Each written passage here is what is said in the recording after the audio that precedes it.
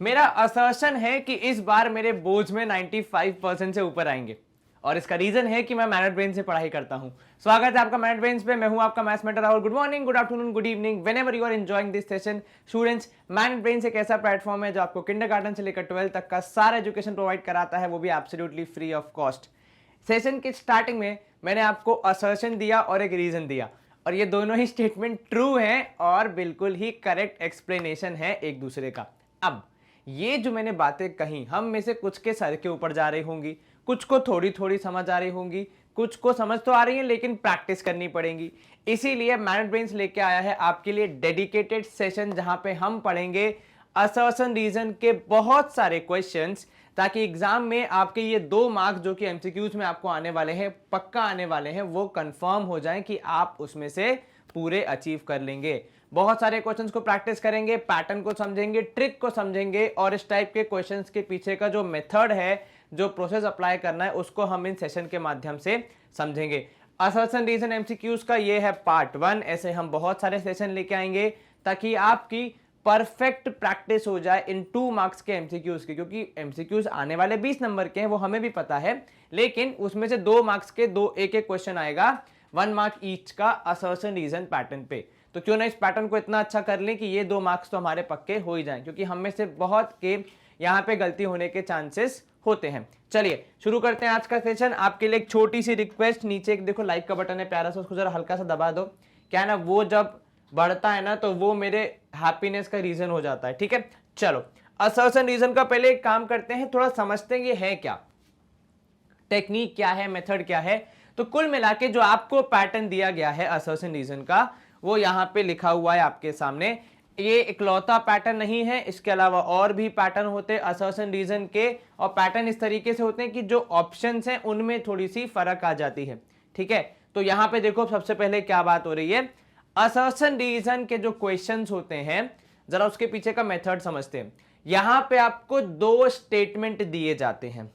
एक स्टेटमेंट होता है असर्शन नाम से, ठीक है, दूसरा स्टेटमेंट होता है रीजन के नाम से। सर असर्शन का मतलब क्या होता है? देखो, असर्शन का मतलब होता है कोई एक कंक्लूजन, कोई एक बात। ठीक है, जैसे मैंने कहा कि मेरे क्लास 10th के बोर्ड एग्जामिनेशंस में 95% से ऊपर आएंगे।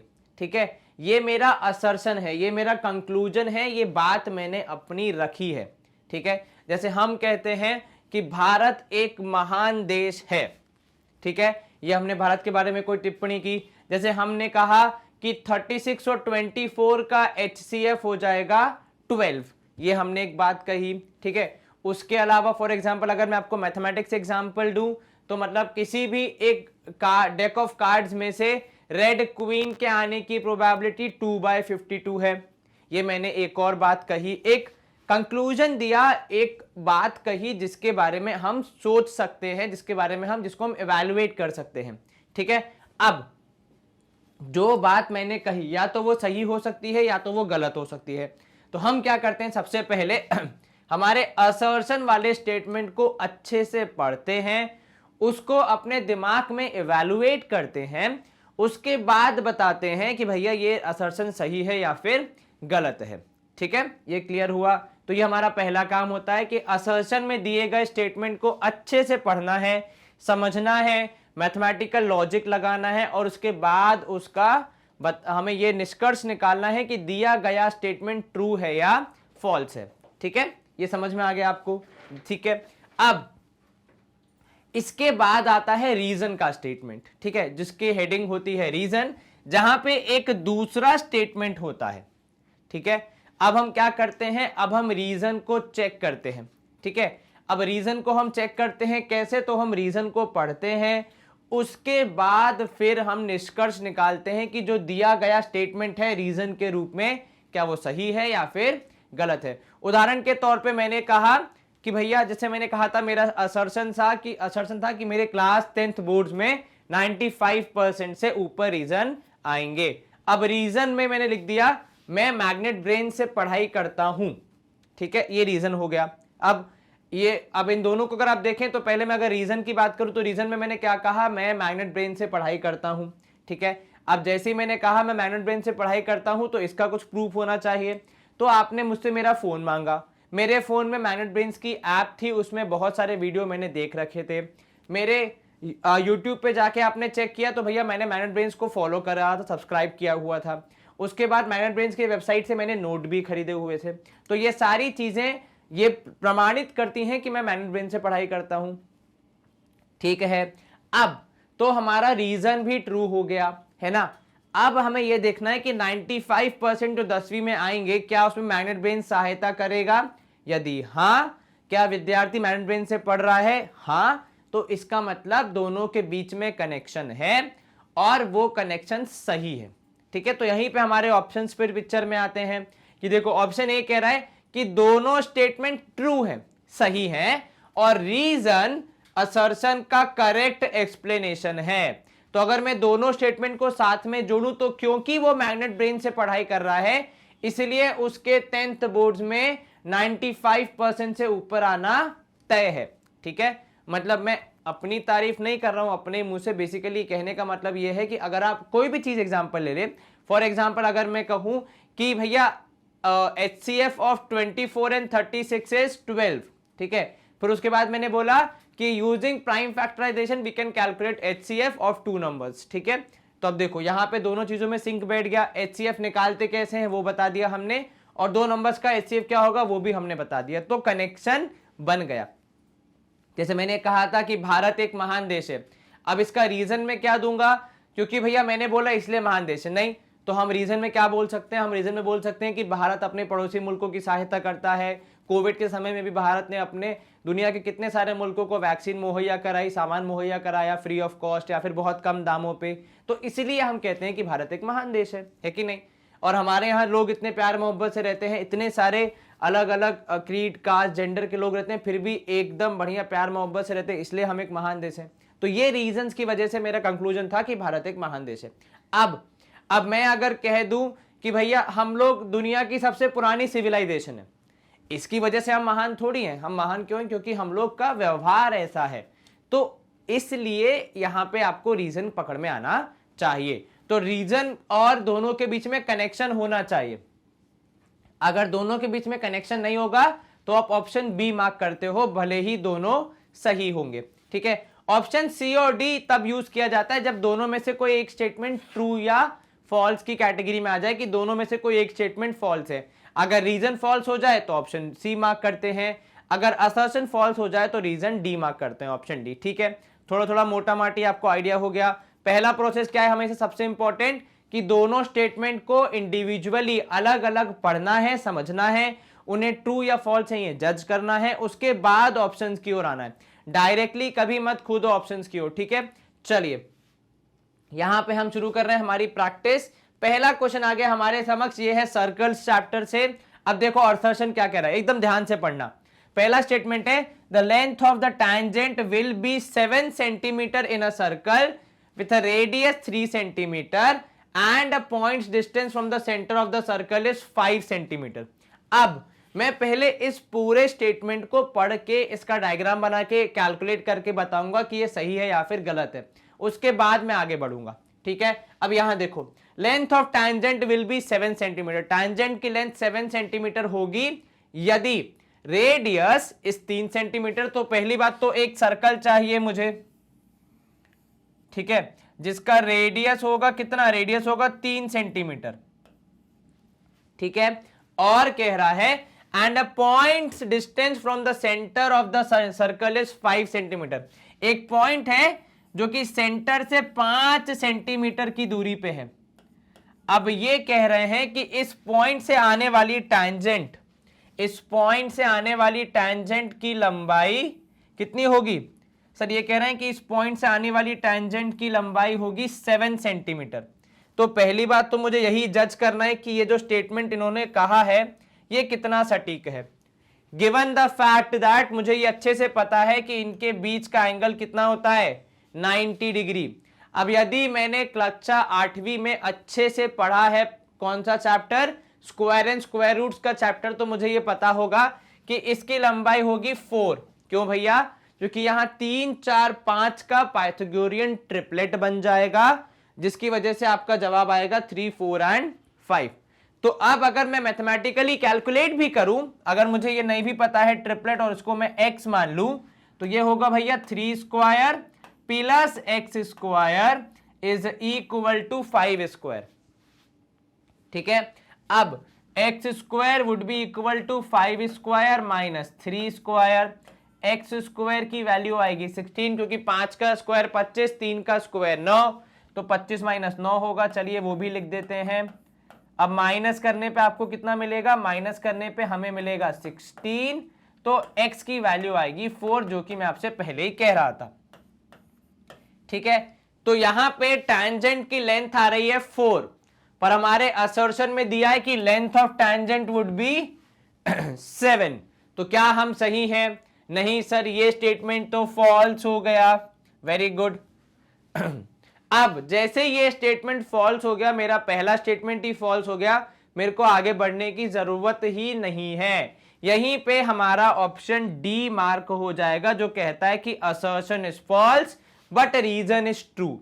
एक बार रीजन को भी चेक कर लेते हैं। रीजन कह रहा है भैया हाइपोटेन्यूज का square is equal to base square plus height square. ये हम सबने पढ़ा है, ये पाइथागोरस थ्योरम है जो कहती है कि किसी भी चीज के हाइपोटेन्यूज का स्क्वायर इज, किसी भी चीज के मतलब किसी भी राइट एंगल ट्राइंगल के हाइपोटेन्यूज का square is base square plus height square. तो ये खुद में तो ट्रू है, पर लेकिन अलग अलग अगर हम देख रहे हैं तो ऊपर वाला फॉल्स है, नीचे वाला ट्रू है, तो ऑप्शन डी मार्क हो गया। अब आप में से कुछ के मन में ये सवाल बिल्कुल आना चाहिए कि सर ये 7 की जगह अगर 4 होता तो हम क्या मार्क करते? बिल्कुल ठीक। देखो 7 की जगह अगर वो 4 होता तो पहली बात तो असर्शन ट्रू हो जाता। दूसरी बात, क्या हमने असर्शन के स्टेटमेंट को ट्रू साबित करने के लिए रीजन में दिए गए स्टेटमेंट का यूज किया? हां जी सर, हमने यहीं से तो निकाला कि वो जो x की वैल्यू है वो 4 आ रही है। यही स्टेटमेंट तो हमने वहां पे यूज किया कि बेस का स्क्वायर प्लस हाइट का स्क्वायर इक्वल टू हाइपोटेन्यूज का स्क्वायर। तो उस केस में आंसर हो जाता ऑप्शन ए, कि बिल्कुल ये स्टेटमेंट सही है, सही होता अगर ये 4 होता तो, और दोनों एक दूसरे के करेक्ट एक्सप्लेनेशन होते। Is this clear? Yes sir, कहीं कोई आपत्ति तो नहीं? बिल्कुल नहीं सर, काफी सारी बातें हो गई एक ही सवाल में, पर आपको पूरा मेथड समझ में आना चाहिए, वो इंपॉर्टेंट है हमारे लिए भैया। देखो थोड़ा स्लो चलेंगे स्टार्टिंग में, पर समझ में आना चाहिए। चलिए एक और नया क्वेश्चन, अब की बार असर्शन रीजन में कहां से आया है? तो भैया प्रोबेबिलिटी से सवाल आया है। सवाल आपसे कह रहा है from a pack of 52 cards, एक 52 कार्ड्स के पैक में probability of drawing a red queen is 20। अब ये स्टेटमेंट पढ़ते से ही थोड़ा सा मेरे को डाइसी लग रहा है। क्यों? क्योंकि प्रोबेबिलिटी भैया फ्रैक्शन में चलती है, डेसिमल में चलती है, और जितना मैंने पढ़ा है तो किसी भी चीज की प्रोबेबिलिटी 0 से बड़ी होती है और 1 से छोटी होती है। और ये जनाब तो 20 बोल रहे हैं, मतलब 1 से बहुत ज्यादा आगे। तो बेसिक एक क्राइटेरिया तो यही हो गया इसके फॉल्स होने का। ठीक है, दूसरा, अगर मैं निकालूं भी रेड क्वीन की प्रोबेबिलिटी, तो रेड क्वीन होती है हमारे जो पूरा पैक है कार्ड्स का, उसमें होती है 2, कुल मिला के 4 क्वीन, 2 रेड 2 ब्लैक। ठीक है, तो यहां पे प्रोबेबिलिटी कितनी होनी चाहिए फॉर्मूला के हिसाब से? सब प्रोबेबिलिटी का फॉर्मूला होता है favourable outcomes upon total outcomes, तो 2/52। तो 2/52 होता तो हम लिखते ट्रू है, पर ये लिखा है 20, तो ये फॉल्स हो जाता है। अब आ जाते हैं रीजन की तरफ। ठीक है, वैसे तो असर्शन फॉल्स होने पे ही मुझे मेरा आंसर मिल गया। क्या होगा आंसर?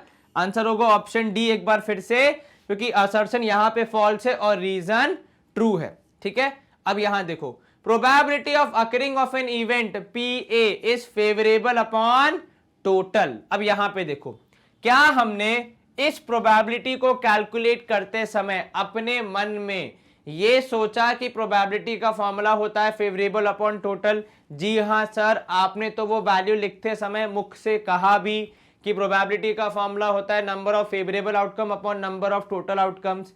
यहां पे भी लगभग वैसा ही फॉर्मूला दिया हुआ है, बस खाली लिखने का तरीका थोड़ा अलग है। परंतु क्या यही फॉर्मूला यूज होगा? हां जी सर, तो ये स्टेटमेंट स्वयं में हो जाता है ट्रू। ठीक है, जो कि आपका यहाँ पे ऑप्शन डी को मैच कर रहा है कि भैया असर्शन फॉल्स है, रीजन ट्रू है। अब मैं आपको ये क्यों बोलता हूं, क्योंकि दोनों चेक करना, क्योंकि जब आप थोड़े और बड़े हो जाओगे, कॉलेज में जाओगे, तब अगर कोई एग्जाम दोगे तो वहां पे कई बार 4 की जगह 6 ऑप्शन होते हैं, ठीक है, जिसमें से एक ऑप्शन ये होता है कि 5 भी होते हैं कि भैया दोनों असर्शन और रीजन फॉल्स है, तो वो वाला भी आपको हमेशा पता होना चाहिए। फिलहाल तो आपको बोर्ड के हिसाब से यही 4 ऑप्शन हैं, पर आगे जाके आ सकते हैं, तो ध्यान रखिएगा।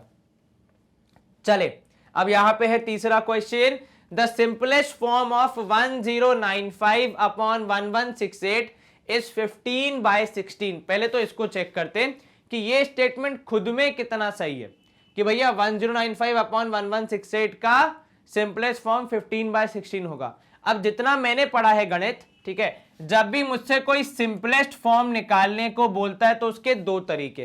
पहला तरीका ये कि अगर कुछ कॉमन डिविजिबल दिखते जा रहा है तो काटते जाओ। उदाहरण के तौर पे यहां पे अगर मैं देखूं तो ये दोनों किससे डिविजिबल हैं, तो सर ये हो जाएगा 8, 9, 10, 16, तो ये शायद 7 से डिविजिबल है क्या, एक बार चेक करो। सर 7 1 7 कितना हो गया 39, 7 5 35, नहीं, ये किस चीज से डिविजिबल है हमें पहले वो पता करना पड़ेगा। तो वो पता करने के लिए हमें दोनों के निकालने पड़ेंगे फैक्टर्स, ठीक है, कि 1095 के फैक्टर्स क्या हैं, 1168 के फैक्टर्स क्या हैं, तभी तो हम बता पाएंगे कि ये किस किस नंबर से डिविजिबल हैं। अब 1095 स्वयं 3 से डिविजिबल है सबसे पहले, तो जैसे ही मैं इसको 3 से डिवाइड करूंगा ये हो जाएगा 3 3 जा 9, ठीक है, फिर यहाँ पे 19, तो 3 6 जा 18, 3 5 जा 15, 365 आया, ठीक है। क्या ये भी डिविजिबल है किसी नंबर से, सर ये 6 5 और 3 8, 6 14, नहीं 3 से तो नहीं है, 5 से करके देखो, तो सर 5 से करेंगे तो 5 7 जा 35, 5 3 जा 15, 73 आ रहा है, ठीक है। अब दूसरी ओर हमारा जो नंबर है 73 को भी हम और फर्दर ब्रेक कर सकते हैं क्या, सर जहां तक मुझे ध्यान आ रहा है 73 को फर्दर ब्रेक करना थोड़ा सा मुश्किल है। हम 1168 को एक बार चेक कर लेते हैं। भैया ये सबसे पहले डिवाइड होगा किससे, सर ये डिवाइड होगा 2 से, ठीक है, तो 2 इंटू कितना हो जाएगा सर 2 5 जा 10 और 2 8 जा 16, 2 4 जा 8, फिर से 2 से डिवाइड होगा तो ये हो जाएगा 2 2 जा 4, 2 9 जा 18 और 2 2 जा 4, फिर से 2 से डिवाइड होगा तो ये हो जाएगा 2 1 जा 2 और कितना होगा सर यहां पे अगर हम देखेंगे तो 2 1 जा 2, 2 9 जा 18 और 2 6 जा 12, फिर से 2 से डिवाइड होगा तो ये हो जाएगा 2 8 जा 6, 2 9 जा 18 और 2 8 जा 16, फिर से 2 से डिवाइड होगा कितना हो जाएगा, तो सर ये हो जाएगा 2 से डिवाइड होने पे 2 4 जा 8 और 2 9 जा 18, 49 आया, ठीक है, कितना आया भैया 49 विच इज 7 का स्क्वायर, 49 हो जाता है यहां पे अगर हम देखें तो 7 स्क्वायर। एक बार दोबारा चेक कर लेते हैं कहीं हमारा फैक्टराइजेशन में कुछ गड़बड़ ना हो जाए भैया, क्योंकि अगर गड़बड़ हो गई दिक्कत हो जाएगी। ये देखो 3 3 जा 9, कितना बचा 3 6 जा 18, ठीक है, 1 बच रहा है 3 5 जा 15, 5 से किया तो 5 7 जा 35 और हाँ ठीक है चलिए 73 को और फर्दर डिवाइड हो सकता है क्या, एक बार सोचो बताओ देखो, क्योंकि भैया कुछ ना कुछ कॉमन तो आना चाहिए वरना गड़बड़ हो जाएगी, है ना।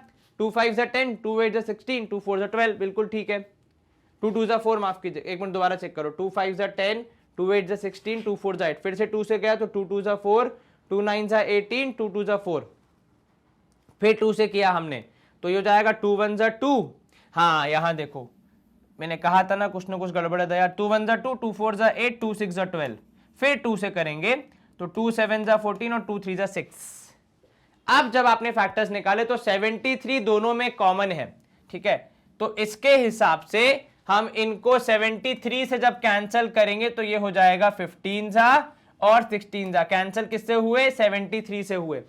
अब अगर आपने HCF LCM का कॉन्सेप्ट पढ़ा है तो आपको यह समझ में आएगा कि यहां पे इन दोनों को कैंसिल करने में हमने बेसिकली दोनों का क्या निकाला HCF निकाला। तो सिंपलेस्ट फॉर्म जब भी आप कैलकुलेट करते हैं आप तब तक कैंसिल करते जाते हैं जब तक वो हो रहे हैं, और तब तक कैंसिल तभी होंगे जब दोनों के बीच में कॉमन फैक्टर्स होंगे। तो अलग अलग कैंसिल करना या फिर सारे कॉमन फैक्टर्स को मिला के एक बार हाईएस्ट कॉमन फैक्टर से कैंसिल करना, बात बराबर हो जाती है। ठीक है, और यहां पे देखो रीजन में अब क्या लिखा है, रीजन में लिखा है कि भैया for finding the simplest form of a fraction the numerator and denominator are divided by their HCF। Actually यही होता है। अब मैथमेटिकली अगर आप देखेंगे तो बेसिकली क्या करते हैं हम लोग, जैसे फॉर एग्जांपल अगर हमें 24 और 36 को for example factor simplest form में लाना है तो हम क्या करते हैं सर, एक बार 2 से कैंसिल करते हैं, 2 12 जा, 2 18 जा, सर 3 से कैंसिल करते हैं तो ये हो जाएगा 3 4 जा, 3 6 जा, सर वापस 2 से कैंसिल करते हैं तो ये 2 जा, ये 3 जा। ये मैंने 4 स्टेप में किया। वहीं अगर मैं सीधे सीधे इन दोनों नंबर्स का HCF निकाल लूं, मतलब वो नंबर्स निकालूं जो कि दोनों में कॉमन है, हम कैंसिल करते तब भी तो हमें यही चेक करना पड़ता ना कि दोनों में कॉमन कौन सा है, तो दोनों में जो कॉमन है वो है 12, तो 12 2 जा, 12 3 जा, सीधे मेरा आंसर आ गया 2/3। तो जो मैंने स्टेप बाय स्टेप किया उसमें सिंपलेस्ट फॉर्म तक पहुंचने का प्रोसेस यही था कि HCF निकालने की जगह मैंने छोटे छोटे फैक्टर से बार बार डिवाइड किया। वहीं HCF क्या करता है, उन सारों को कंबाइन करके वो नंबर बना देता है जिससे ये दोनों परफेक्टली डिवाइड हो जाएंगे और जो हाईएस्ट पॉसिबल होगा उससे बड़ा कुछ नहीं हो पाएगा। तो यहां पे अगर हम इस सवाल का जवाब ढूंढें तो पहली बात तो दोनों स्टेटमेंट ट्रू है। ठीक है, और क्या मैंने सिंपलेस्ट फॉर्म कैलकुलेट करने के लिए एक्चुअली HCF को ही सहारा लिया? बिल्कुल सर। तो मेरा आंसर क्या आएगा यहां पे, ऑप्शन ए, जहां पे असर्शन रीजन दोनों सही हैं और रीजन करेक्ट एक्सप्लेनेशन है असर्शन का। सर एक बार दोबारा समझा दीजिए इसको। बिल्कुल ठीक, देखो फटाफट 2 मिनट में एक बार दोबारा समझाते हैं हम। हमें इन दोनों का सिंपलेस्ट फॉर्म निकालना था। अब अगर मैं नॉर्मल अप्रोच से जाता तो मैं हर एक नंबर से डिवाइड कर करके चेक करता किससे डिवाइड हो रहे हैं किससे नहीं हो रहे हैं, और इसमें 2-3 दिन लग जाते। ठीक है, कई बार, क्योंकि नंबर्स थोड़े विचित्र भी मिल जाते हैं हमको कई बार। ठीक है, अब हमने क्या किया, फिर हमने निकाले दोनों के फैक्टर्स ताकि हम पता लगा सके दोनों में कौन सी चीज कॉमन है जो कि दोनों को डिवाइड कर रही है, जिसके वजह से हम सिंपलेस्ट फॉर्म तक पहुंच पाएंगे। तो फैक्टर्स निकालने के बाद हमें समझ में आया कि 73 दोनों के बीच में कॉमन है। अब आप खुद सोचो, रियल लाइफ में अगर हम ऐसे करते कि एक एक नंबर से डिवाइड करके चेक करते तो कभी हो पाता क्या? नहीं हो पाता सर। 73 कहां है, करते करते थक जाते। तो इसलिए HCF निकाला हमने जो कि होता है हाईएस्ट कॉमन फैक्टर। ठीक है, और यही यहां पे रीजन में दिया था कि भैया अगर आपको कोई फ्रैक्शन को सिंपलेस्ट फॉर्म में करना है तो उसके न्यूमरेटर और डिनोमिनेटर को उसके HCF से डिवाइड करो। मैं आपको एग्जांपल देता हूं सिंपल इजी नंबर का, 24 और 36 का। ठीक है, इसको सिंपलेस्ट फॉर्म में लाने के 2 तरीके। पहला, एक बार 2 से कैंसिल करो, मैं देखो ऊपर लिख भी रहा हूं, तो ये हो जाएगा कितना, 12 एंड 18। फिर एक और बार 2 से कैंसिल करो तो 2 6 जा 12, 2 9 जा 18। एक और बार आपने 2 से कैंसिल किया, फिर 3 से कैंसिल करो, 3 2 जा 6, 3 3 जा 9। अब जरा इन तीनों को मल्टीप्लाई करो तो ये आया कितना, 12। अब मैथमेटिक्स में दूसरा लॉजिक ये कहता है कि मैं 3 बार क्यों डिवाइड करूं, भाई समय मेरे पास लिमिटेड है तो क्यों ना एक बार में डायरेक्टली मैं 12 से डिवाइड करूं। अब ये तो मैंने कैसे निकाला भैया, 12 से डिवाइड होगा, 3 बार डिवाइड करने पे जो आया उनको मल्टीप्लाई करके निकाला। पर इसका मैथमेटिकल लॉजिक क्या है, वो जो 12 है वो इन दोनों नंबर्स का हाईएस्ट कॉमन फैक्टर है। हाईएस्ट कॉमन फैक्टर क्या होता है, वो सबसे बड़ा नंबर होता है जो कि हमारी गिवन संख्याओं को डिवाइड करता है। अब जब ये गिवन संख्याओं को डिवाइड कर देगा, सबसे बड़ा होगा तो ऑब्वियस ही बात है जो आंसर होगा वो मोस्ट सिंप्लीफाइड आंसर होगा, क्योंकि इसने सबको खत्म कर दिया। सिर्फ जो बचेंगे वो कौन से बचेंगे, वो वही बचेंगे जो कि दोनों में कॉमन नहीं है। क्लियर हो गया? बहुत सारा मैंने आपको यहां पे ज्ञान दे दिया, परंतु क्या करें, जरूरी है। चलिए तीसरा सवाल असर्शन रीजन का यहां पे हमारे समक्ष आता हुआ, the base of a radii, the base radii of 2 right circular cylinders of the same height are in ratio of 3:5। The ratio of their curve surface area is 3:5। अब देखो यहां पे ये क्या कह रहे हैं, ये कह रहे हैं कि 2 राइट सर्कुलर सिलेंडर्स के रेडियस का रेशियो है 3:5 और उनकी सेम हाइट है। तो अगर हम ऐसे बात करें तो ये हो गया सिलेंडर 1, इधर आ गया सिलेंडर 2, इसका रेडियस मान लो 3x, इसका रेडियस होगा 5x। क्यों भैया, क्योंकि रेशियो है 3:5। साथ में x को चिपकाया सर आपने, क्योंकि प्रभु x नहीं चिपकाएंगे तो फिर कैसे मालूम चलेगा किस वैल्यू पे जाके ये रुक रहा है, क्योंकि देखो 3:5 रेशियो का मतलब है वैल्यू 3/5 भी हो सकती है, 6/10 भी हो सकती है और 9/15 भी हो सकती है। भैया क्यों नहीं हो सकती है? क्योंकि ये सारी वैल्यूज को जब आप सिंप्लीफाइड फॉर्म में लाओगे तो आंसर 3:5 ही आएगा। तो इनमें से कौन सा वाला यहां पे फिट बैठ रहा है वो हम ऐसे वेरिएबल को रख के ही जज कर पाते हैं। ठीक है, हाइट सेम है तो इसकी हाइट भी h1, इसकी हाइट h2, पर क्योंकि सेम है तो केवल h लिखा जाएगा, सेम नहीं होती तो h1 h2 लिखते। ठीक है, चलो अब इनके कर्व सरफेस एरिया का फॉर्मूला। सर सिलेंडर का कर्व सरफेस एरिया होता है 2πRh, तो 2πRh मतलब 2π3xh, इधर हो गया 2π5xh। ठीक है ना, देखना भैया CSA पूछा है, TSA मत निकाल लग जाना। CSA का फॉर्मूला 2πRh हम सबको पता है। अब यहां पे 2 से 2 कैंसल, पाई से पाई कैंसल, x से x कैंसल, h से h कैंसल, सब कुछ कट गया, 3 और 5 बचा। तो CSA का रेशियो भी क्या आया? 3:5 आया। तो ये स्टेटमेंट हो जाता है ट्रू। ठीक है, मतलब हमारा असर्शन बिल्कुल ठीक है। अब CSA of a right circular cylinder is 2πr²h। क्या हमने 2πr²h का फॉर्मूला यूज किया? नहीं सर, ऐसा कोई फॉर्मूला होता ही नहीं है। इनफैक्ट CSA का फॉर्मूला होता है 2πRh, इस बारे में हम 100% श्योर है। तो मतलब ये स्टेटमेंट क्या हो गया? फॉल्स हो गया। इसका मतलब हम कौन सा ऑप्शन मार्क करेंगे? ऑप्शन सी, जो ये कहता है कि असर्शन ट्रू है पर रीजन में कुछ गड़बड़ है। ये समझ में आया? सिंपल था। आपने पहले असर्शन को जज किया, ध्यान से देखना भैया प्रोसेस। पहले असर्शन को इवैल्यूएट किया, उसको ट्रू या फॉल्स बताया, उसके बाद रीजन पे गए। क्लियर? जी सर। चलिए ये सवाल हमारा सॉल्व हो गया। अब नया क्वेश्चन देखते हैं भैया असर्शन रीजन का, कि if the probability of the occurrence of an event is 3/7 then probability of its non occurrence is 5/7। अब हमने क्या पढ़ा है कि किसी चीज की होने की या ना होने की प्रोबेबिलिटी जोड़ के 1 आती है। इसको ऐसे समझें कि भैया या तो बारिश होगी या नहीं होगी, कोई एक ही चीज हो सकती है ना, तो दोनों में से मिला के कुछ एक ही आएगा। अब जैसे उदाहरण के तौर पे हम कहते हैं कि भैया कॉइन टॉस करने पे या तो हेड्स आएगा या तो हेड्स नहीं आएगा। अगर कोई आपका दोस्त ऐसा बोल दे तो आपका माथा घूमेगा कि नहीं घूमेगा कि भैया मोरे इसके अलावा और ऑप्शन ही क्या है? ऑब्वियस सी बात है, या तो हेड्स आएगा या तो नहीं आएगा। इन दोनों में से किसी एक का होना पक्का है। जैसे अब कुछ लोग क्या करते हैं, ऐसे गाँव में मस्ती करने के लिए, जैसे हमारे यहाँ ऐसे आसमान में देखेंगे और बोलेंगे लल्ला या तो आज बारिश पड़ेगी या नहीं पड़ेगी। हमने कहा अच्छा, ये तो बहुत ज्ञान की बात कर दिया आपने। दोनों में से कोई एक चीज होगी तो हमें भी पता है, क्योंकि दोनों में से कोई एक ही हो सकती है, इस बात की श्योरिटी है। यही यहां पे ये स्टेटमेंट बता रहा है कि किसी चीज के होने की और ना होने की प्रोबेबिलिटी 1 होती है, उसके अलावा कुछ और बचता ही नहीं है। तो या तो वो चीज होगी या तो नहीं होगी। अब यहां पे पहला जो अपना असर्शन है वो कह रहा है कि किसी चीज की होने की प्रोबेबिलिटी है 3/7 और उसके ना होने की प्रोबेबिलिटी हो जाएगी 5/7। अब देखो, होने की प्रोबेबिलिटी 3/7, ना होने की प्रोबेबिलिटी हमें निकालनी पड़ेगी। तो वो हम कैसे निकालेंगे? तो वो हम निकालेंगे यहां पे 1 से माइनस करके कि भैया आप नहीं होंगे, इसके क्या चांस हैं। तो ये हो जाएगा 1 - 3/7। हमने लिया LCM, तो 7 - 3 हो जाएगा 4/7।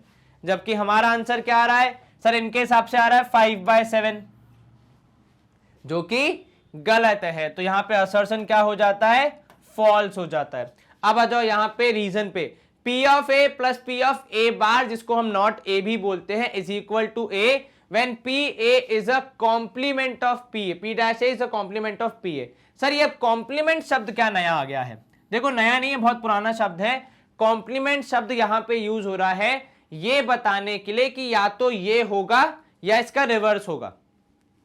जैसे कॉइन टॉस करने पे या तो हेड्स आता है या तो टेल्स आता है, तो यहां पे हेड और टेल एक दूसरे के क्या हो गए? कॉम्प्लीमेंट हो गए कि या तो तू नहीं या तो मैं नहीं, वैसा वाला हिसाब। ठीक है, जैसे अगर बादल छाए हैं तो या तो बारिश पड़ेगी या तो नहीं पड़ेगी, है कि नहीं? ऐसा तो होगी नहीं कि ऊपर से बारिश पड़ी पर नीचे तक पहुंच ना पाई, ऐसा नहीं होता। बारिश पड़ेगी या तो नहीं पड़ेगी, तो वो हो जाते हैं कॉम्प्लीमेंट इवेंट्स, जब दो इवेंट्स एक दूसरे के रिवर्सल होते हैं कि या तो आप होगे या तो नहीं होगे। फॉर एग्जाम्पल डाइस थ्रो करने पे या तो इवन नंबर आएगा या तो ऑड नंबर आएगा, दोनों में से कोई एक ही आ सकता है। तो वो दोनों एक दूसरे के क्या हो जाते हैं, कॉम्प्लीमेंट हो जाते हैं कि या तो आप होगे या तो वो होगा। जैसे हम कहते हैं ना, या तो मैं नहीं या तो तू नहीं, वो वाला हिसाब, ठीक है। तो दोनों में से कोई एक ही चीज होगी तब आप कहते हैं कि वो एक दूसरे के कॉम्प्लीमेंट है। अब कोई बोले इवन नंबर और प्राइम नंबर, तो इवन नंबर में हो जाएगा 2 4 6 for a dice, prime number में हो जाएगा 2 3 5, तो वो एक दूसरे के कॉम्प्लीमेंट नहीं है क्योंकि बीच में कुछ कॉमन है 2, जो कि प्राइम नंबर भी है और इवन नंबर भी है, ठीक है। ऐसे कोई कह दे ऑड नंबर और प्राइम नंबर, तब भी नहीं होगा कॉम्प्लीमेंट क्योंकि बीच में कुछ कॉमन है। तो दो ऐसे इवेंट जो कि एक दूसरे के बिल्कुल विपरीत हैं, कि एक होगा तो दूसरा नहीं होगा, और पहला वाला नहीं होगा दूसरा होगा तो पहला नहीं होगा। यह आपको क्लैरिटी हमेशा रखनी है, ठीक है। अब यहां पे अगर हम देखें तो इन दोनों को ऐड करने पे बनाता है, वो हमने पहले भी लिखा था, तो ये हो जाएगा ट्रू। तो इसके हिसाब से ऑप्शन डी हो जाएगा सबसे सही कि असर्शन फॉल्स है, रीजन ट्रू है, ठीक है। अब तक के सवालों में काफी बार ये वाला फिनोमेना रिपीट हो चुका है। अब देखते हैं आगे नया क्या सवाल है। The length of tangent to a circle from a point P which is 25 centimetre away from the centre is 24, ठीक है। The radius of circle is 17 centimetre. अब हमें ये जज करना है कि ये जो दी गई वैल्यूज हैं, जो जानकारी है, वो सही है या फिर नहीं है। तो यहां देखो, इसके लिए हमें क्या करना पड़ेगा सर, सबसे पहले एक सर्कल का निर्माण करना पड़ेगा, बिल्कुल ठीक, ठीक है। अब जो सर्कल हमने बनाया है उसमें क्या क्या होगा, उसमें होगा एक होगा पॉइंट जो कि सेंटर से 25 मीटर दूर है, सेंटर से 25 मीटर दूर एक पॉइंट है, ठीक है। फिर जो ये पॉइंट है वहां से जब हम टैंजेंट बना रहे हैं तो टैंजेंट जो बन रही है उसकी लंबाई कितनी है, तो ये कह रहे हैं भैया उसकी लंबाई है 24, ठीक है। तो ये आ गया पॉइंट P, ये सेंटर है O, टैंजेंट की लंबाई 24, कहां तक भैया, पॉइंट ऑफ कांटेक्ट तक, जो कि वैसे क्या होता है, परपेंडिकुलर होता है रेडियस बनाने पर, ठीक है। तो ये तो क्लियर है कि भैया आप यहां पे राइट एंगल ट्राइंगल का निर्माण देख रहे हैं। अब दिए हुए वैल्यूज के हिसाब से हम रेडियस पता लगाएंगे, तो रेडियस का स्क्वायर प्लस 24 का square would be equal to 25 square. Radius का स्क्वायर यहां पे हो जाएगा 25 स्क्वायर माइनस 24 स्क्वायर। अगर जो आपको ये याद है तब तो ठीक बात, पर अगर ना याद है तो फिर दिक्कत। 25 का स्क्वायर 625, 24 का स्क्वायर 576, तो ये कितना हो जाएगा कैलकुलेट करने पे सर, ये हो जाएगा माइनस करने पे 49, आर की वैल्यू आएगी 7, रेडियस आएगा 7, हमारा कितना आया, हमारा आ रहा है यहाँ पे 17, मतलब स्टेटमेंट के हिसाब से। तो ये स्टेटमेंट क्या हो जाएगा, फॉल्स। जैसे स्टेटमेंट फॉल्स हो जाता है ऑप्शन डी हम मार्क करते हैं कि असर्शन फॉल्स है, रीजन ट्रू है। लेकिन अभी हम रीजन को भी एक बार चेक करेंगे। Tangent is perpendicular to radius at the point of contact, ये हमारी सर्कल्स चैप्टर की थ्योरम है और बिल्कुल सटीक है, तो स्टेटमेंट हो जाएगा ट्रू। तो assertion false, reason true, option D की कैटेगरी, जहां पे असर्शन होता है फॉल्स, रीजन होता है ट्रू, ठीक है। अच्छा, जो हमेशा मैं आपको स्टार्टिंग से बोल रहा हूं कि जरा आप चेक करो असर्शन रीजन में पैटर्न क्या चलता है, तो देखो असर्शन में हमेशा ऐसा स्टेटमेंट देखने को मिलता है जो कि मैथमेटिकली चेक किया जा सकता है, और रीजन होता है पूरा का पूरा एक कॉन्सेप्ट। भैया ये जो लिखा है ये एक थ्योरम है, एक कॉन्सेप्ट है जिसको हम पढ़ते हैं, समझते हैं। तो ये आपका सही है या गलत है, ये चेक करने का सबसे बड़ा तरीका, इसकी प्रैक्टिस करने का सबसे बड़ा तरीका है बुक रीडिंग। अगर आप बुक रीडिंग करते हैं तो आपको रीजन सारे पता होंगे कि वो ट्रू है या फॉल्स है। असर्शन तो आप कैलकुलेट करके या फिर इवैल्यूएट करके निकाल सकते हैं। नया क्वेश्चन अब देख लेते हैं। असर्शन कह रहा है आपसे, if circumference of two circles are equal then their areas are also equal, ठीक है। Two circles are congruent if the radius are equal. चलिए इसको देख लेते हैं। सबसे पहली बात, सर्कमफेरेंस ऑफ टू सर्कल, तो भैया इसका हो गया 2 पाई r1, इनका हो गया 2 पाई r2, पर ये कह रहे दोनों बराबर हैं, सब कुछ कैंसिल होगा तो r1 बराबर r2 हो जाएगा। तो इसके हिसाब से अगर हम एरिया की बात करें तो pi r1 square would be equal to pi r2 square, क्योंकि रेडियस बराबर है, दोनों का स्क्वायर करोगे तो वो भी बराबर आएगा, पाई से पाई बराबर होगा तो एरिया भी बराबर होगा। तो यहां पे यदि circumference of two circles is equal then areas are also equal, ये स्टेटमेंट हो जाएगा 100% ट्रू। क्या बोला हमने? ये स्टेटमेंट हो जाएगा ट्रू। अब आ जाओ रीजन पार्ट पे। Two circles are congruent if their radii are equal, यदि दो सर्कल का रेडियस इक्वल है तो वो आपस में कॉन्ग्रुएंट होंगे। अब देखो, अगर आपको किसी भी चीज को, कोई भी दो फिगर्स को कॉन्ग्रुएंट प्रूफ करना है तो उसके डायमेंशंस की जांच की जाती है। फॉर एग्जांपल, अगर आप दो ट्राइंगल्स को कॉन्ग्रुएंट प्रूफ कर रहे हैं तो आपको एंगल्स और साइड्स चेक करनी पड़ती हैं। अगर आप स्क्वायर्स को चेक करेंगे तो उनकी साइड चेक करनी पड़ेगी। अगर आप सर्कल को चेक करेंगे तो सर्कल का डायमेंशन क्या होता है, सर्कल कितना बड़ा या छोटा है ये पता कैसे लगाया जाता है, सर्कल का यूनिक फीचर क्या होता है, उसका रेडियस। ठीक है, तो यहां पे यदि दो सर्कल इक्वल हैं, दो सर्कल के रेडियस, तो वो आपस में कॉन्ग्रुएंट होंगे। ये स्टेटमेंट भी ट्रू है। अब जैसे ही मैंने देखा दोनों स्टेटमेंट ट्रू है तो सी और डी तो पहले ही कैंसिल हो गए, क्योंकि इसमें एक स्टेटमेंट फॉल्स कहा जा रहा है दोनों में। अब आ जाओ यहां पे, क्या ये दोनों आपस में लिंक्ड हैं, क्या इन दोनों के बीच में कोई कनेक्शन बैठ रहा है? तो जैसा कि मैं समझ पा रहा हूं, मैंने ऊपर वाले स्टेटमेंट में कुछ भी ट्रू या फॉल्स साबित करने के लिए कॉन्ग्रुएंसी की तो बात ही नहीं करी है कि नहीं। मैंने सर्कमफेरेंस का फॉर्मूला यूज किया, मैंने एरिया का फॉर्मूला यूज किया और इवैल्यूएट करके अपना आंसर बताया। तो यहां पे मैंने कॉन्ग्रुएंसी का कहीं पे जिक्र ही नहीं किया, उसके बारे में कुछ चर्चा ही नहीं की, सोचा ही नहीं। तो दोनों के बीच में कुछ भी कनेक्शन बैठता हुआ नहीं दिख रहा है। इसीलिए ऑप्शन बी होगा हमारा आंसर, कि दोनों अपनी अपनी जगह पे तो ट्रू हैं, बट रीजन का असर्शन से जो एक्सप्लेनेशन वाला रिश्ता है वो नहीं बन रहा है। इसलिए ऑप्शन ए हो गया रिजेक्ट और बी हो गया पास। ये क्लियर हो गया आपको? कोई दिक्कत तो नहीं? बिल्कुल नहीं सर, यहां पे आसानी से हमने आंसर बता दिया। अब इसके बाद आ जाते हैं दूसरे क्वेश्चन पे, जो हमसे बोल रहा है कि the polynomials 2x square plus 14x plus 20 has 2 zeros. ठीक है, अब देखो इसके 2 जीरोस है कि नहीं ये मैं चेक कैसे करूंगा, इसको पूरी तरीके से फैक्टराइज करके। तो 2x स्क्वायर प्लस 14x, ठीक है, प्लस 20। अब जब आप निकालेंगे आपको ऐसे दो नंबर्स चाहिए जिन्हें गुणा करने पे आना चाहिए 40 और ऐड करने पे आना चाहिए 14, 14। बहुत ही सिंपल, 4 और 10, 10 प्लस 4 14, 10 इंटू 4 हो जाएगा 40। यहां से मैंने 2x कॉमन लिया, अंदर आया x प्लस 5। यहां से मैंने 4 कॉमन लिया, अंदर आया x प्लस 5। ठीक है, तो ये x प्लस 5 कॉमन आया दोनों में, और साथ में आ गया 2x प्लस 4।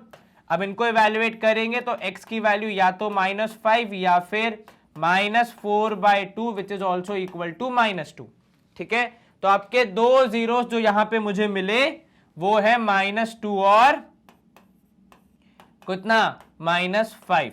तो ये जो स्टेटमेंट है कि polynomial 2x square plus 14x plus 20 has 2 zeros, ये बिल्कुल ट्रू है। सर लेकिन इसको ट्रू करने के लिए आपने पूरा क्यों फैक्टराइज किया? हमने तो पढ़ा है कि किसी भी क्वाड्रेटिक पॉलिनोमियल जिसकी डिग्री होती है 2 उसके 2 जीरोस होते हैं। नहीं, आपने ये नहीं पढ़ा है। आपने ये पढ़ा है कि किसी भी क्वाड्रेटिक पॉलिनोमियल के, मतलब ऐसे पॉलिनोमियल के जिसकी डिग्री 2 होती है, उसके एटमोस्ट 2 जीरोस होते हैं। कितने?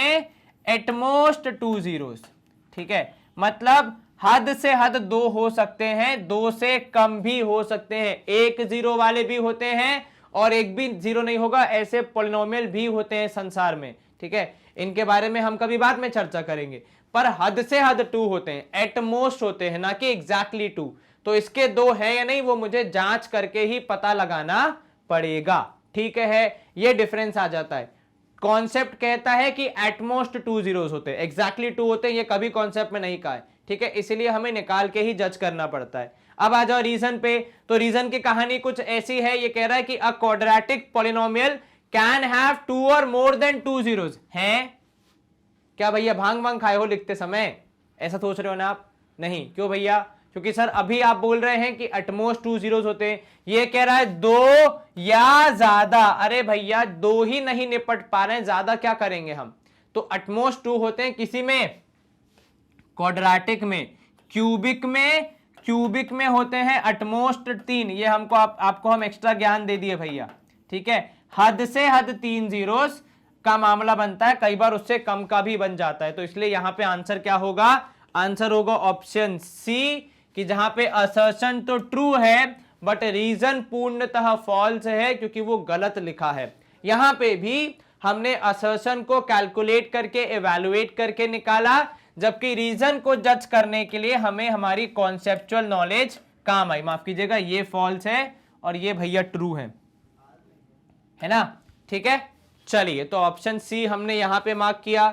एक बार फिर से क्लियर, इसीलिए कहा जाता है भैया संसार में कि मैथ्स की बुक रीडिंग क्यों जरूरी है, क्योंकि रीजन वाले पार्ट में अगर आपकी बुक रीडिंग प्रॉपर्ली नहीं होगी तो फिर आप नहीं कर पाएंगे। Two tangents are drawn to a circle from a external point then they subtend equal angles at the centre. अब सवाल ये कह रहा है आपसे कि दो टेंजेंट बनाई है आपने, are drawn to a circle from a external point, ठीक है। ये आपने सर्कल बनाई, ठीक है। एक बार दोबारा अच्छे से बनाते हैं सर्कल। तो ये आपने सर्कल बनाया। अब ये कह रहे हैं दो टेंजेंट ड्रॉ हुई है फ्रॉम एन एक्सटर्नल पॉइंट। एक ही एक्सटर्नल पॉइंट है जहां से दो टेंजेंट ड्रॉ हुई है, तो ये एक्सटर्नल पॉइंट आ गया। अब मैं यहां से दो टेंजेंट ड्रॉ कर रहा हूं थोड़ा अलग कलर यूज करके, ताकि आप इजीली आइडेंटिफाई कर पाए। ये पहली टेंजेंट और ये दूसरी टेंजेंट, ठीक है। सर अगर एग्जाम में कभी ऐसे टेंजेंट ना मिले तो ऐसे निशान लगा के नाम लिख देना, टीचर को लगेगा कि मिल गई।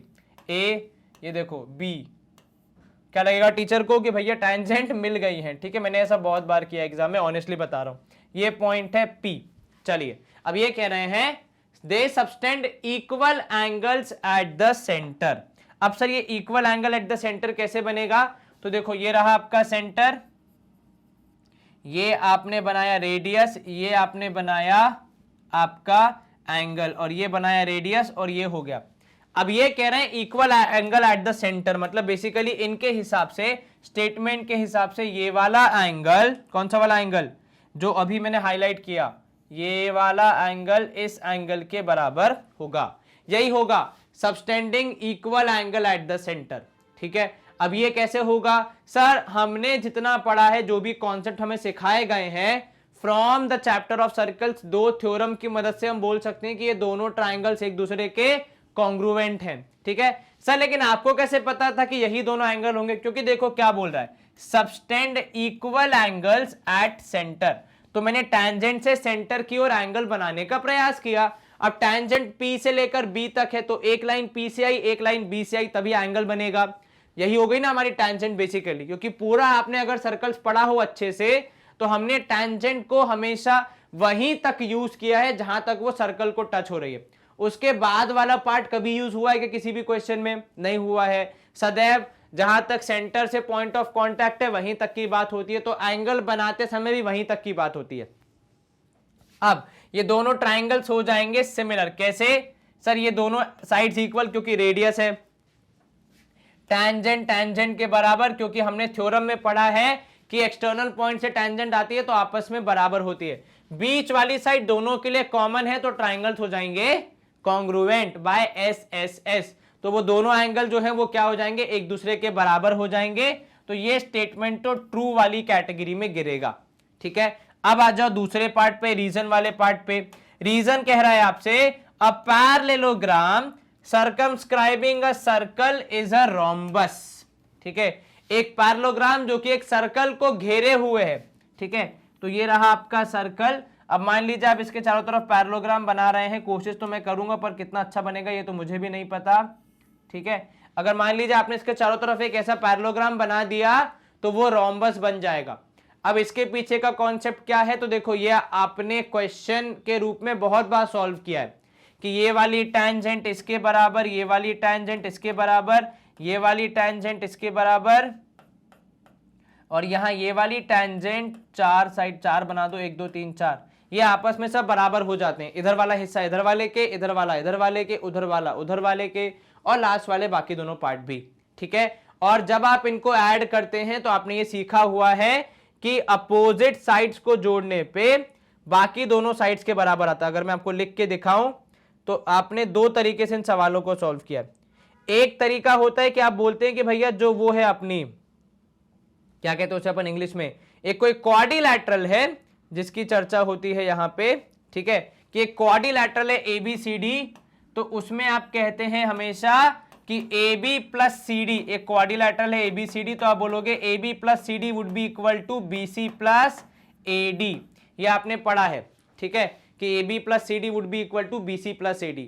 पैरेललोग्राम में क्या हो जाता है, अपोजिट साइड्स बराबर हो जाती हैं, तो कुल मिला के आपको चारों साइड्स आपस में बराबर मिल जाती हैं। इसी के रिजल्ट के रूप में आपको मिल जाता है कि AB इक्वल टू BC। तो ये स्टेटमेंट भी खुद में ट्रू है कि एक पैरेललोग्राम जो कि सर्कल को घेरे हुए है वो रोम्बस हो जाता है। रीजन, क्योंकि पैरेललोग्राम में अपोजिट साइड्स बराबर होती हैं, और जब आपने सॉल्व किया होगा तो आपको ये मिला होगा कि एडजेसेंट साइड्स भी बराबर हो जाती हैं इन सच अ केस, इसीलिए रोम्बस डिक्लेयर हो जाता है वो। ये हमने एज अ क्वेश्चन भी सॉल्व किया है काफी बार बोर्ड्स की तैयारी करते समय, और इंपॉर्टेंट अच्छा क्वेश्चन है। तो दोनों खुद में तो ट्रू है, बट लेकिन मैंने असर्शन को ट्रू करते समय इस कॉन्सेप्ट का कहीं जिक्र नहीं किया, कहीं उसका यूज नहीं लिया, कहीं मैंने सर्कल के आसपास वाले पैरेललोग्राम की बात नहीं की, रोम्बस की बात नहीं की, तो मतलब दोनों के बीच में कनेक्शन साबित नहीं हो रहा है। इसका मतलब स्टेटमेंट क्या है, दोनों ट्रू है लेकिन दोनों के बीच में करेक्ट एक्सप्लेनेशन वाला रिश्ता नहीं बन रहा है, तो इसीलिए ऑप्शन बी हो जाएगा करेक्ट। ये क्लियर हुआ? चलिए आगे बढ़ते हैं। नया क्वेश्चन आ गया अब हमारे समझ की sec square theta equals to 1 plus tan square theta is a trigonometric identity. अब देखो ट्रिग्नोमेट्रिक आइडेंटिटी है ये कि नहीं, ये हमें चेक करना पड़ेगा पहली बात तो, क्योंकि जितना कंफ्यूज हम होते हैं ट्रिग्नोमेट्रिक आइडेंटिटीज में, हो सकता है कि हम गलत आइडेंटिटी को सही मान के ट्रू लिखते। अब चेक कैसे करेंगे इसको? सर चेक ऐसे किया जाएगा कि पहली बात तो हमें ये याद होना चाहिए कि sec square A equal to 1 plus tan square A है या नहीं। अगर वो याद नहीं है तो फिर याद करने का तरीका क्या होगा, तो मैं आपको वो बतला देता हूं। तो देखो पहली वाली जो आइडेंटिटी है ट्रिग्नोमेट्री में वो हम सबको याद रहती है, और वो है sine square theta plus cos square theta equal to 1। ये सबको याद रहती है, ठीक है। तो sine square theta plus cos square theta is equal to 1, ठीक है। दूसरी वाली आइडेंटिटी है वो है सेक के बारे में और टैन के बारे में। लेकिन सर इसको अब याद कैसे करेंगे कि सेक और टैन के बारे में है? तो देखो एक चीज हमेशा याद रखना कि जैसे साइन और कॉस साथ में आ गए, अब इनके रिश्तेदार साथ में नहीं आते। इनके रिश्तेदार कौन है? सर इनके रिश्तेदार हैं सेक और कॉजेक। तो कॉजेक वाला जो है वो साइन का रिश्तेदार है, और सेक वाला जो है वो कॉस का रिश्तेदार है, तो ये लोग साथ में नहीं आते, ठीक है। ये क्लियर हो गया। तो साइन और कॉस साथ में आ गए तो और सेक और कॉजेक की आइडेंटिटी बनती नहीं है, तो या तो सेक के साथ टैन जाएगा या फिर कॉट जाएगा, ठीक है। अब टैन या कॉट में से कौन जाएगा ये कैसे याद होगा कि भैया sec square theta minus tan square theta है या प्लस है sec square theta plus cot square theta या माइनस क्या है, वो कैसे याद होगा? तो वो ऐसे याद होगा कि आपने बचपन में ABCD पढ़ी है, उसमें आपको अगर ध्यान हो तो P Q R S के बाद T आता है, S के बाद T आता है, तो यहां भी हम क्लियर हो जाते हैं कि सेक के बाद टैन आएगा, मतलब सेक की आइडेंटिटी बनती है टैन के साथ। अब सेक के बाद टैन आएगा मतलब सेक बड़ा है टैन छोटा है, क्योंकि सेक के बाद आ रहा है टैन, ठीक है। तो दोनों को माइनस करने पे कुछ पॉजिटिव वैल्यू मिलेगी, और यही हमारी आइडेंटिटी है कि sec square theta minus tan square theta is always equal to 1। Cosec के पास कौन बचा? अब कॉजेक के पास बचा कॉट, तो यहां पे भी बड़ी स्पेलिंग वाला बड़ा, छोटी स्पेलिंग वाला छोटा, दोनों को माइनस करने पर 1 की प्राप्ति होगी। इस तरीके से आप तीनों आइडेंटिटीज को याद कर सकते हैं। एस और टी साथ में रहेंगे, कॉजेक कॉट साथ में रहेंगे, क्योंकि और कोई उनके पास बचा नहीं, साइन कॉस वाली सबको याद रहती है। तो इसी को अगर मैं थोड़ा सा और मॉडिफाई करूं तो ये हो जाएगी sec square theta equals to 1 plus tan square theta, जो कि हमारा यहां पे असर्शन में दिख रहा है। क्या ये एक ट्रिग्नोमेट्रिक आइडेंटिटी है? बिल्कुल सही बात है, ट्रू है। अब आगे देख लेते हैं रीजन में क्या कह रहा है। An equation involving trigonometric ratios of an angle is called trigonometric identities. तो यहां पे सवाल बनाने वाले ने आपसे ट्रिग्नोमेट्रिक आइडेंटिटी की परिभाषा शेयर की है जो उनके हिसाब से है। एक बार चेक कर लेते हैं। एन इक्वेशन, इक्वेशन का मतलब होता है जब दो चीजों को समान घोषित किया जाए, तो इक्वेशन तो है, ठीक है। इन्वॉल्विंग ट्रिग्नोमेट्रिक रेशियोज, क्या हमारे स्टेटमेंट में ट्रिग्नोमेट्रिक रेशियोज आए? जी हां सर, बिल्कुल। सेक स्क्वायर और टैन स्क्वायर क्या है? ट्रिग्नोमेट्रिक रेशियोज ही तो हैं। ऑफ एन एंगल, क्या यहां पे दोनों जगह पे एक ही एंगल था, थीटा थीटा? यस सर, तो ये भी परफेक्ट बैठ रहा है। हम चाहें तो साइन स्क्वायर और कॉस स्क्वायर से भी चेक कर सकते हैं। इक्वेशन है, इक्वल टू साइन है, मतलब इक्वेशन है, सही है। ट्रिग्नोमेट्रिक रेशियोज की बात होती है, साइन और कॉस ट्रिग्नोमेट्रिक रेशियोज ही हैं। एंगल भी दोनों जगह थीटा है या फिर सेमी एंगल की बात होती है तो वो भी यहां पे लिखा है। तो बिल्कुल ये आइडेंटिटी की परिभाषा सही साबित हो रही है। और यहां पे हमने इन दोनों को एक दूसरे से कंपेयर किया तो परफेक्ट रिश्तेदारी बैठ रही थी, तो मतलब करेक्ट एक्सप्लेनेशन वाली बात भी यहां पे बैठती है, सही। तो ऑप्शन ए हो जाएगा ट्रू, करेक्ट। बी और सी और डी में से कोई भी मार्क नहीं होगा। ऑप्शन ए को अपने जवाब के रूप में मार्क करके हम यहां पे सवाल की समाप्ति करेंगे। चलिए अगला नया प्रश्न देखते हैं भैया। अगला नया प्रश्न कह रहा है the values of k for which quadratic equation has equal roots is plus minus 2। अब पहले हमें असर्शन की जांच करनी पड़ेगी, जहां पे हम कॉन्सेप्ट यूज करेंगे किसका? डिस्क्रिमिनेंट का। d की वैल्यू आती है 0 जब इक्वल रूट्स होते हैं, तो इसके हिसाब से b square minus 4ac would be equal to 0, b square would be equal to 4ac, minus 4ac side change करेगा तो पॉजिटिव हो जाएगा। b की वैल्यू आ जाएगी k square 4 as it is, a की जगह आ जाएगा यहां पे 2 और c की जगह भी आ जाएगा 2, तो ये हो गया k square equal to 16। k की वैल्यू आ रही है हमारे हिसाब से प्लस माइनस 4, इनके हिसाब से आई प्लस माइनस 2। हमने कैलकुलेट करके देखा तो इनका दिया हुआ कथन गलत साबित हो रहा है। a और c की वैल्यू भी हमने पुट की, दोनों पॉजिटिव थी, वही पुट की है। k की वैल्यू हमें मिली है प्लस माइनस 4। अब प्लस माइनस 4 क्यों? क्योंकि प्लस 4 का स्क्वायर करते हैं तब भी 16 आता है, माइनस 4 का स्क्वायर करते हैं तब भी 16 आता है। तो यहां पे स्टेटमेंट तो हो गया आपका फॉल्स, मतलब असर्शन गलत है। तो सीधे सीधे ऑप्शन डी की ओर मेरी निगाह जाती है, लेकिन एक बार मैं रीजन को भी पढ़ लेता हूं। If roots are equal discriminant is 0। हमने सवाल शुरू ही वहीं से किया था कि क्योंकि रूट्स इक्वल हैं डी की वैल्यू 0 होगी, तो ये स्टेटमेंट होगा ट्रू, जो कि डी के साथ परफेक्टली फिट बैठ रहा है कि स्टेटमेंट में असर्शन फॉल्स है और रीजन वाला स्टेटमेंट ट्रू है। क्लियर? जी सर।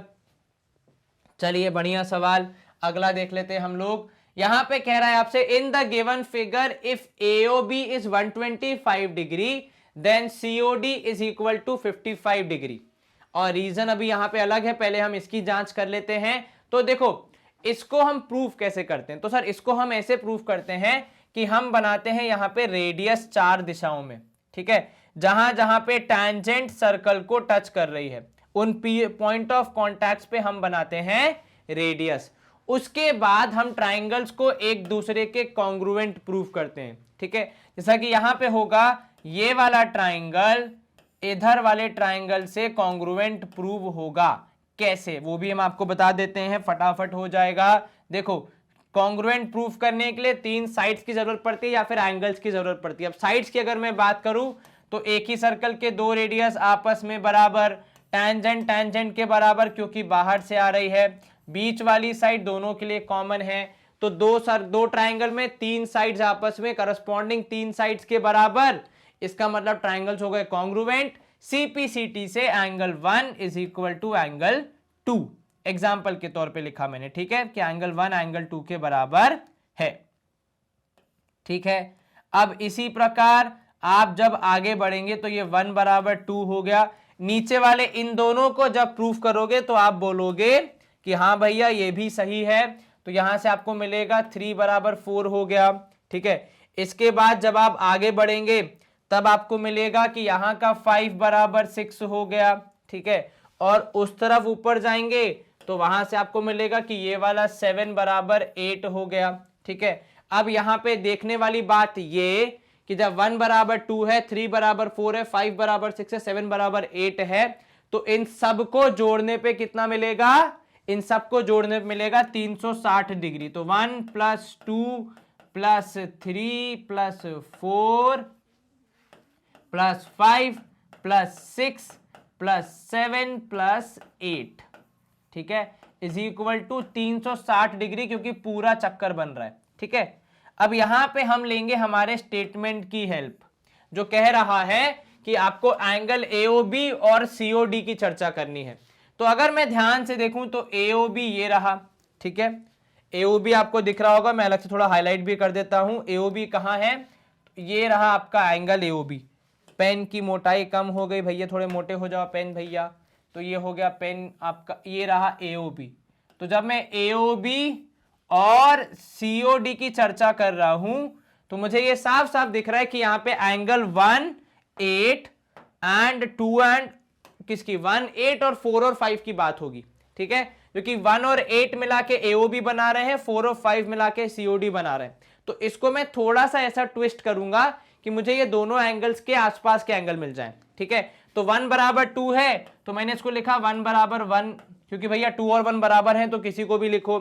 ऐसे ही 3 और 4 बराबर हैं तो मैंने 3 की जगह 4 का नाम लिख दिया, क्योंकि 4 हमें जो एंगल चाहिए उसका पार्ट है, 3 नहीं है। 5 बराबर 6 में मैंने 6 को लिखा 5 के बराबर, और 7 बराबर 8 में मैंने 7 को लिखा 8 के बराबर। ठीक है, ये मैं आपको पूरा कैलकुलेशन बता रहा हूं, कल को बोर्ड में अगर सवाल सॉल्व करने को आ गया तब भी कर लोगे। ठीक है, तो ये हो गया twice of angle 1 plus twice of angle 4 plus twice of angle 5 plus twice of angle 8। मैंने उन एंगल्स को पिक किया जो कि मेरे सवाल को सॉल्व करने में मेरी हेल्प कर रहे थे। 1 और 2 दोनों बराबर हैं, मैंने 2 को ना पिक करके 1 को किया, और 2 को 1 के बराबर लिख के अपने काम में लाया। 3 और 4 बराबर थे तो मैंने 3 को ना लिख के उसको 4 के बराबर लिखकर 4 और 4 को यूज किया। ऐसे ही 5 और 6 में 5 को यूज किया, 7 और 8 में 8 को यूज किया।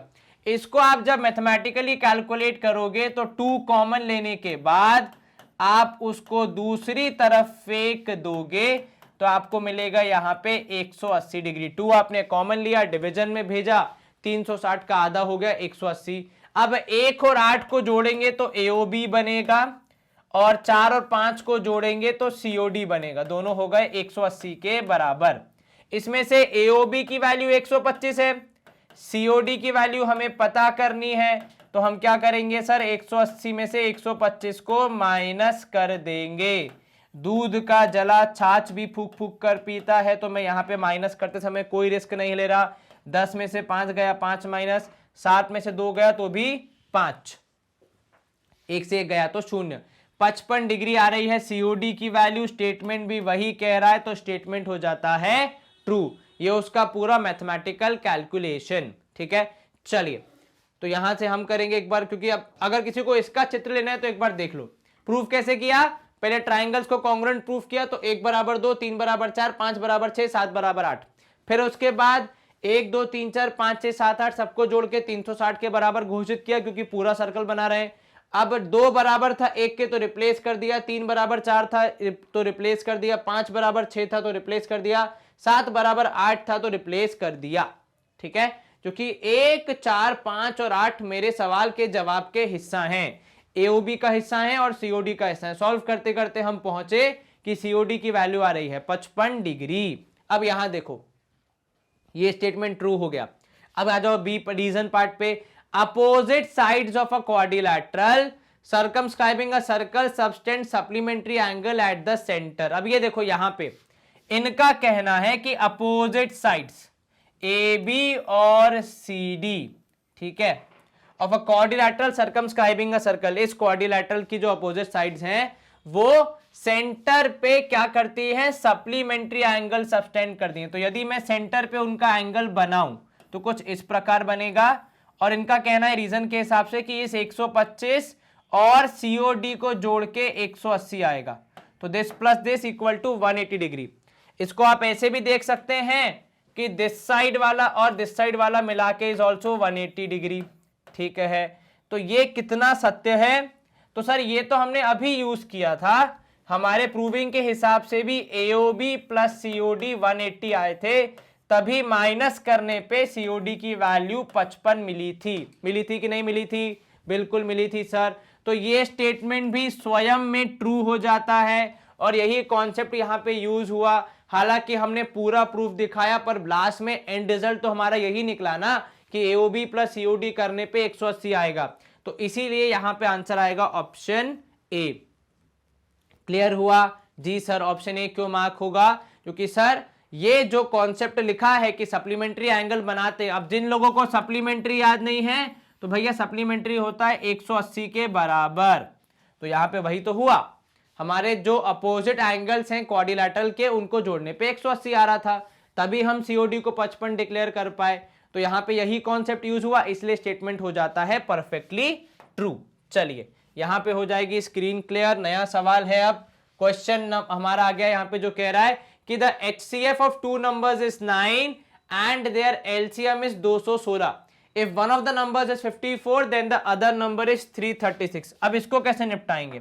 तो देखो, इसको निपटाने के लिए हम जो कॉन्सेप्ट यूज करेंगे वो होगा आपके प्रथम चैप्टर का one of the most important कि LCM into HCF is always equal to A into B, जहां पे LCM और HCF A और B के हैं और A और B का मतलब वो दो नंबर्स हैं जिनका हम HCF HCM निकालने का प्रयास कर रहे हैं। तो ये कह रहे हैं दोनों का HCF है 9 और LCM है 2016 और दोनों में से एक नंबर है 54 और दूसरा नंबर हमें पता करना पड़ेगा। अगर वो 336 आया तो स्टेटमेंट ट्रू, पर अगर नहीं आया तो स्टेटमेंट फॉल्स, ठीक है। अब यहां पे अगर मैं देखूं तो 9 और अपना ये भाई साहब क्या नाम है इनका 54 पुराने दोस्त हैं, 9 1 जा और यहां हो जाएगा 9 कितने जा, तो सर ये हो गया 9 1 जा, ये हो गया 9 6 जा 54, 6 9 जा 54, आप सबको पता है।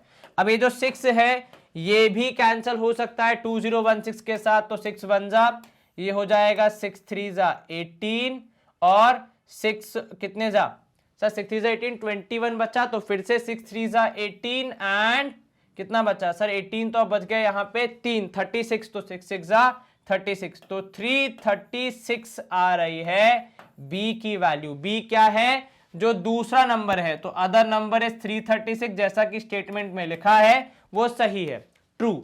अब यहां देखो रीजन में क्या दिया है, relation between two numbers and their HCF and LCM is product of the two numbers A, B, ठीक है, product of the two numbers A and B is equal to HCF into LCM, HCF into LCM, इन्हीं दोनों numbers का। तो हमने इन्हीं दोनों numbers का LCM यूज किया, इन्हीं दोनों का HCF यूज किया, उसी के मदद से उन दोनों नंबर्स में से एक जो अननोन था उसको पता लगाया।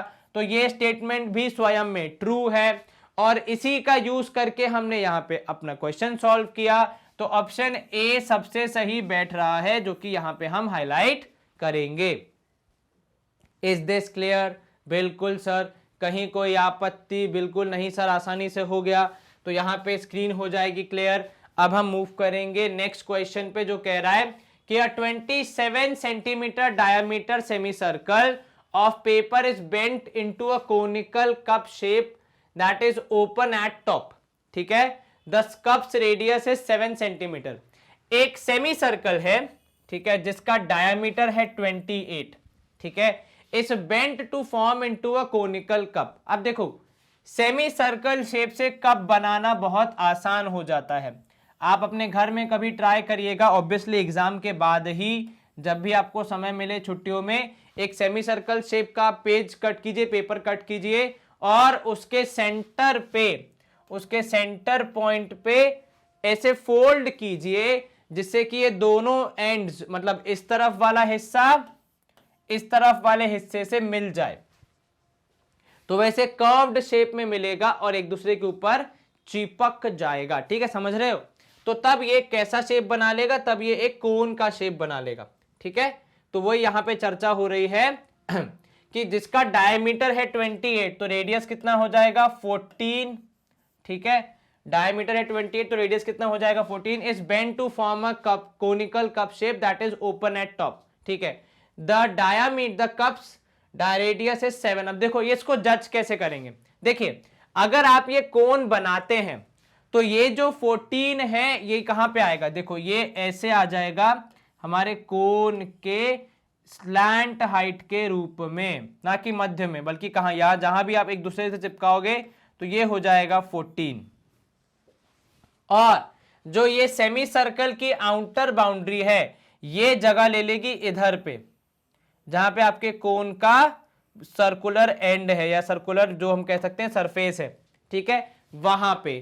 तो हम क्या करेंगे, हमें अगर इसका रेडियस पता करना है तो किससे पूछना पड़ेगा, तो हमें पूछना पड़ेगा भैया देखो इसको बनाने वाली ये वाली बाउंड्री है, तो पहले हम बाउंड्री का लेंथ निकाल लेते हैं, तो हमें कोन के इस सर्कुलर पार्ट की लेंथ मिल जाएगी, क्योंकि यही सेमी सर्कल आगे जर के वहां पे पूरा सर्कल बना रहा है, ठीक है।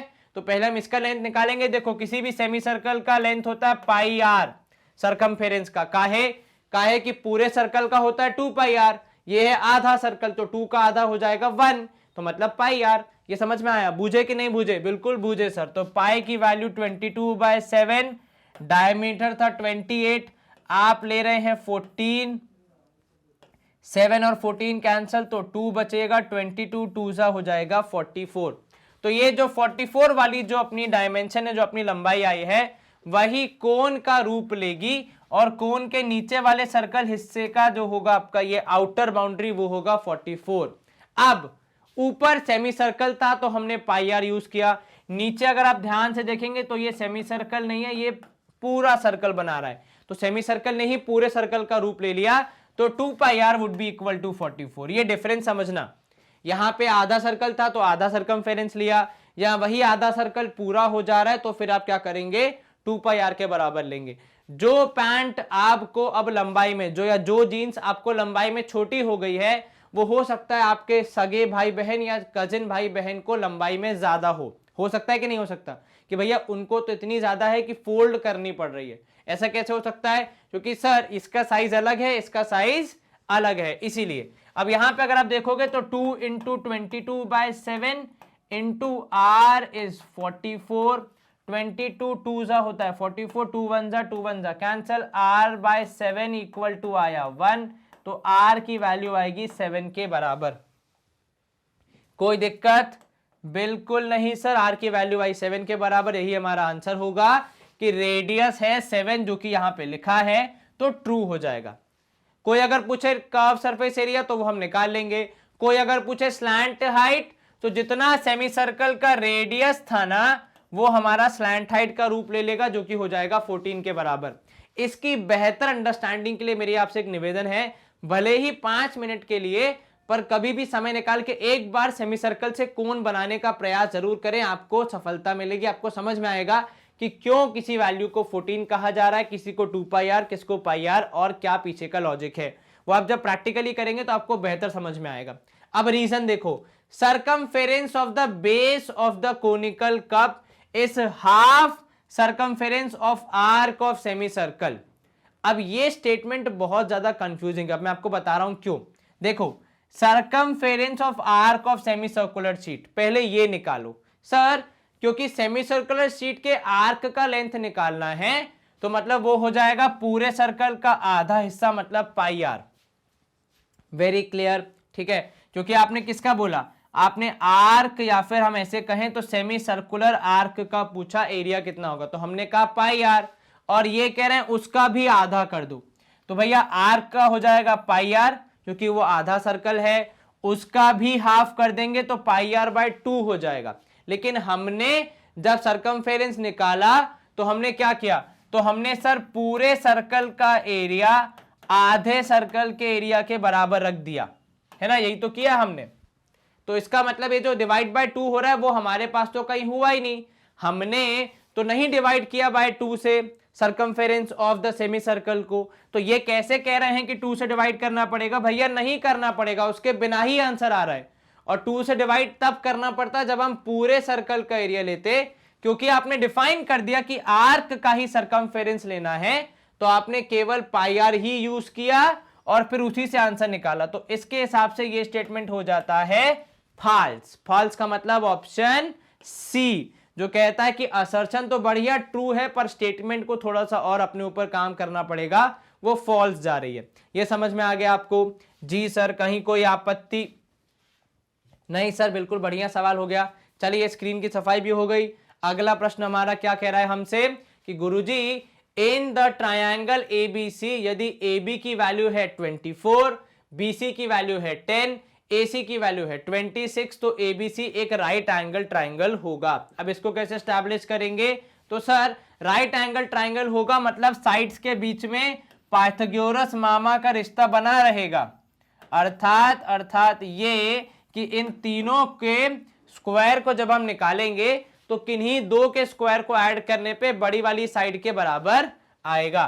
तो आपके हिसाब से 24 का स्क्वायर प्लस 10 का स्क्वायर, दो छोटी वाली स्क्वायर साइड्स का स्क्वायर जोड़ के 26 स्क्वायर के बराबर आ रहा होगा, तो ही हम कहेंगे कि आप राइट ट्राइंगल है। 24 का स्क्वायर 576, 10 का स्क्वायर 100, जोड़ेंगे तो आएगा 676। 26 का स्क्वायर ही होता है 676, आप चाहे तो खुद मल्टीप्लाई करके देख सकते हैं। क्लियर है? जी सर। तो इसके हिसाब से पाइथागोरस थ्योरम लग रही है और ट्राइंगल को राइट ट्राइंगल घोषित किया जा सकता है। ठीक है, तो स्टेटमेंट खुद में क्या हो गया? ट्रू हो गया। यदि अब रीजन में देखो क्या लिखा है, रीजन में लिखा है इफ इन टू सर्कल्स, यदि दो सर्कल्स की चर्चा की जा रही है और उनके करस्पॉन्डिंग एंगल्स इक्वल हैं तो ट्राइंगल्स को सिमिलर कह सकते हैं।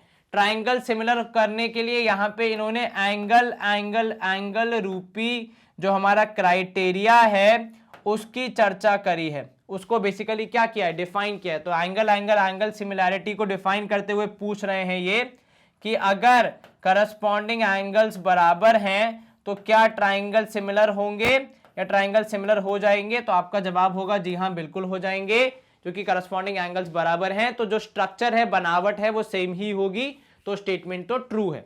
अब क्या हमने ऊपर राइट एंगल ट्राइंगल घोषित करने के लिए कहीं भी सिमिलैरिटी का विवरण किया, सिमिलैरिटी का वर्णन किया? नहीं सर, आपने कहीं भी सिमिलैरिटी शब्द को यूज ही नहीं किया, ना ही उसके किसी कॉन्सेप्ट को यूज किया, बल्कि यहां तो सीधे सीधे पाइथागोरस थ्योरम का उपयोग हो रहा था। तो उसके हिसाब से दोनों स्टेटमेंट आपस में तो ट्रू हैं, अपनी अलग अलग उनकी पहचान देखी जाए तो दोनों ही स्टेटमेंट ट्रू हैं, लेकिन दोनों के बीच में जो कनेक्शन बनना चाहिए एक्सप्लेनेशन का, रीजनिंग का, वो नहीं बन रहा है, तो इसलिए ऑप्शन बी मार्क होगा ए की जगह पे। अगर रीजन सही होता, हो सकता है यहां पे वो पाइथागोरस थ्योरम का स्टेटमेंट लिख देते तो हम शायद ऑप्शन ए मार्क करते, पर फिलहाल के लिए ऑप्शन बी को मार्क करके हमें संतुष्ट होना पड़ेगा। क्लियर? जी सर। चलिए अगला क्वेश्चन है हमारा यहाँ पे असर्शन रीजन का कि in a circle radius 6 centimetre the angle of sector is 60 degree. तो आपका एरिया हो जाएगा सेक्टर का 18 6/7 सेंटीमीटर स्क्वायर। अब देखो एरिया ऑफ सेक्टर का फॉर्मूला क्या होता है? तो सर एरिया ऑफ सेक्टर का फॉर्मूला होता है θ/360 इंटू पाई आर स्क्वायर। यहां पे हमें एंगल दिया है, रेडियस दिया है, हमें से वैल्यूज रखनी है और अपना आंसर बताना है। अब सेक्टर यहां पे है 60 डिग्री का, तो थीटा की जगह 60, नीचे आ गया 360, पाई की जगह आपने लिखा 22/7, क्योंकि हमेशा पेपर में क्या लिखा होता है कि जब तक अलग से कहा ना जाए यही यूज करना है, और रेडियस है आपका कितना? 6। तो ऐसे देखा जाए तो सबसे पहली बात तो यही होगी कि सीधे सीधे आपका 60 और 360 कैंसिल होके 6 आया, 6 से 6 कैंसिल हो गया, अब बच गया 6 2 12, 6 2 12 113/7, 132/7 एक इम्प्रॉपर फ्रैक्शन है, तो हम इसको मिक्स फ्रैक्शन में चेंज करेंगे। 7 1 7, कितना बचा? 6 बचा, 62, 7 8 56, ये भी ठीक है। अब बच गया 6, तो 6 आ जाएगा ऊपर और ये आ जाएगा नीचे 7, तो 18 6/7 सेंटीमीटर स्क्वायर आया एरिया, जो कि सवाल के जवाब में भी दिख रहा है, रीजन वाले स्टेटमेंट वाले पार्ट में, असर्शन वाले पार्ट में, तो इसको हम ट्रू लिख देंगे कि सेम आंसर आ रहा है। अब रीजन में area of a circle with radius r is pi r square. Area of a circle का फॉर्मूला हम लोग बचपन से इतना पढ़ चुके हैं कि हमें पता है ये स्टेटमेंट ट्रू है। अब जो इंपॉर्टेंट सवाल आता है आपके मन में ये कि क्या ये दोनों एक दूसरे से जुड़े हुए हैं। क्या मैंने सेक्टर का एरिया निकालने के लिए एरिया ऑफ सर्कल का यूज किया। अब हम में से कुछ लोग बिल्कुल बोलेंगे कि हाँ सर ये तो रहा एरिया ऑफ सर्कल, लेकिन टू बी ऑनेस्ट मैंने area of circle directly use ही नहीं किया है, मैंने तो एरिया ऑफ सेक्टर का फॉर्मूला यूज किया जो कि मुझे पढ़ाया गया है। तो इसका मतलब एरिया ऑफ सेक्टर का फॉर्मूला यूज हुआ है यहां पे more than area of circle का फॉर्मूला।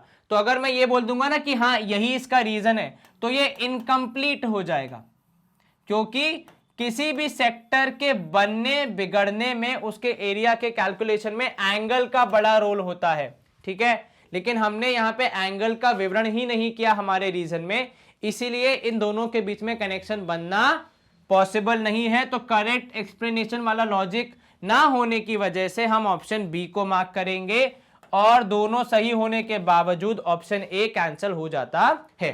चलिए स्क्रीन क्लियर, अगला प्रश्न। अब यहां पे हमारा सवाल है कि अगर दो कोप्राइम नंबर्स हैं तो उनके क्यूब भी कोप्राइम ही होंगे। यहां पे आप समझिए कि पहले कोप्राइम का कॉन्सेप्ट रिवाइज करना थोड़ा जरूरी है। कोप्राइम नंबर्स क्या हो जाते हैं, तो ऐसे दो नंबर्स जिनके बीच में 1 के अलावा कोई और कॉमन फैक्टर नहीं होना चाहिए। तो आप यहां पे ऐसे भी लिखते हैं, क्योंकि 1 को इतना कंसिडर नहीं किया जाता है चीजों में, तो हम यही लिखते हैं कि नो कॉमन फैक्टर, क्योंकि 1 तो हर जगह पे है, ठीक है। तो दो ऐसे नंबर जिनके बीच में कोई भी कॉमन फैक्टर नहीं है, टेक्निकली डेफिनेशन में आता है एक्सेप्ट 1, पर जब आप यूज करते हैं रियल लाइफ में तो आपको वो समझ में आता है कि भैया 1 तो होगा ही होगा, तो उसको छोड़ के कोई और नहीं होना चाहिए। तो ए क्यूब और बी क्यूब भी प्राइम को प्राइम नंबर होंगे। अब देखो यहां पे ए और बी दोनों को प्राइम, ए का क्यूब करना मतलब ए को 3 बार मल्टीप्लाई करना, बी का क्यूब करना मतलब बी को बी से 3 बार मल्टीप्लाई करना। अब सवाल यह है कि जब ए और बी में कुछ कॉमन नहीं है तो जब 2 बार करोगे तब भी कुछ कॉमन नहीं आएगा, और जब 3 बार करोगे तब भी कुछ कॉमन नहीं आएगा। ये बात बिल्कुल क्लियर हो जाती है। भाई सेम ही चीज को बार बार करने पे कॉमन कैसे आ जाएगा, जब तक कुछ परिवर्तन नहीं करोगे तब तक दोनों के बीच में दोस्ती का कोई सवाल ही पैदा नहीं होता। सिंपल मैथमेटिक्स अगर आपको समझाएं कि अगर ए और बी दोनों फिलहाल दोस्त नहीं है और उनमें एक ही कॉमन फैक्टर है 1, और मैं उनको ऐसे ही आगे बढ़ने के लिए कहूंगा कि भैया खुद से खुद मल्टीप्लाई होके आगे बढ़ो, कुछ परिवर्तन मत करो, तो बीच में कुछ भी कॉमन आने की संभावना है ही नहीं। तो कुल मिला के अगर हम ये कहें कि क्योंकि ए और बी को प्राइम है तो ए क्यूब और बी क्यूब भी को प्राइम होंगे, तो ये स्टेटमेंट बिल्कुल ट्रू हो जाता है, क्योंकि जो फैक्टर्स ए के हैं उसके क्यूब में भी उन्हीं फैक्टर्स की पावर 3 हो जाएगी, कोई नया फैक्टर नहीं आएगा। तो जब कुछ नयापन आएगा ही नहीं, जब कुछ परिवर्तन होगा ही नहीं, जब कुछ कॉमन मिलेगा ही नहीं, तो फिर कोप्राइम वाला टैग हटने का कोई सवाल ही पैदा नहीं होता। इसीलिए ए क्यूब और बी क्यूब भी कोप्राइम ही होंगे और ये स्टेटमेंट ट्रू हो जाता है। अब आ जाते हैं रीजन पे। If two natural numbers are always coprime numbers then their cubes are also coprime number. जो हमने ऊपर डिस्कस किया उसको नीचे स्टेटमेंट के फॉर्म में बढ़िया अंग्रेजी में लिख के दिया गया है, तो ये स्टेटमेंट भी ट्रू हो जाता है क्योंकि ये साबित हो रहा है। आप एग्जाम्पल लेके देख सकते हैं, उदाहरण के तौर पे 4 और 5 कोप्राइम है जी सर। 4 का क्यूब करेंगे आएगा 64, 5 का क्यूब करेंगे आएगा 125, दोनों में कोई कॉमन फैक्टर नहीं है, क्योंकि जब आप 64 के भी प्राइम फैक्टराइजेशन करोगे तो वो इसी के नंबर्स पे आएगा, 125 के भी आप प्राइम फैक्टर्स करोगे तो वो इसी नंबर्स पे आएगा। तो कुल मिला के मामला जहां से शुरू हुआ था वहीं खत्म हो जाएगा। इसीलिए दोनों स्टेटमेंट ट्रू हैं। और यहां पे क्योंकि परफेक्ट रीजनिंग बैठ रही है, क्योंकि जो हम चर्चा कर रहे थे, जो हम डिस्कस कर रहे थे, वो रीजन के रूप में अच्छी इंग्लिश में यहां लिखा गया है, बस यही फर्क है। इसीलिए इन दोनों के बीच में रिश्तेदारी बन रही है, एक्सप्लेनेशन करेक्ट फिट बैठ रहा है और ऑप्शन ए हो जाएगा मार्क। क्लियर? चलिए ये हमारा सवाल हो गया सॉल्व। अगला क्वेश्चन देखते हैं हम लोग। The coordinates of P 2,0 on x axis is a equidistant point from -2,0 and 6,0। अब यहां देखो, यहां पे हम क्या कर रहे हैं, यहां पे हम चेक कर रहे हैं कि coordinates of 2,0 on X axis. Obvious ही बात है, एक्स एक्सिस पे कैसे पता है आपको, क्योंकि देखो ये पॉइंट जो है उसमें y की वैल्यू 0 है, और जब भी y की वैल्यू 0 होती है पॉइंट्स किस पे लाई करते हैं, एक्स एक्सिस पे। ये कह रहा है ये इन दोनों पॉइंट से इक्वी डिस्टेंट है। इक्वी डिस्टेंट है तो हम चेक कैसे करेंगे सर, डिस्टेंस फॉर्मूला का यूज करके। डिस्टेंस फॉर्मूला हमने यूज किया तो हमें समझ में आया कि -2 का होल स्क्वायर, इसको हमने माना x2, इसको हमने माना x1, और वैसे वहां पे आगे y2 - y1 होगा विच वुड बी 0 - 0 का होल स्क्वायर, तो उसको लिखना ना लिखना एक बराबर, तो d हो जाएगा यहां पे -4 का होल स्क्वायर, और d की वैल्यू आ जाएगी यहां पे √16 विच इज इक्वल टू 4 एक तरफ। दूसरी तरफ 6,0 तो ये हो जाएगा d equal to 6 - 2 whole square plus 0 - 0 का होल स्क्वायर, ठीक है, क्योंकि y की वैल्यू 0 है, और यहां पे हमने इसको x2 माना, ये पहले से x1 था, फॉर्मूला हमें पता है x2 - x1 का होल स्क्वायर, तो ये हो गया d इक्वल्स टू 4 स्क्वायर का स्क्वायर रूट, स्क्वायर से रूट कैंसिल, d की वैल्यू आई 4। तो इक्वी डिस्टेंट तो है क्योंकि दोनों दूरी आई बराबर, तो पॉइंट 2,0 इज इक्वी डिस्टेंट, ठीक है, तो ये स्टेटमेंट तो ट्रू हो गया, करेक्ट। अब आ जाओ बीच रीजन वाले पार्ट पे, since p 2,0 is mid point of a and b। अब ये p इसका मिड पॉइंट है या नहीं, ये तो हमें मिड पॉइंट फॉर्मूला यूज करने के बाद ही समझ आएगा, क्योंकि फिलहाल तो हमने डिस्टेंस फॉर्मूला यूज किया था, ठीक है।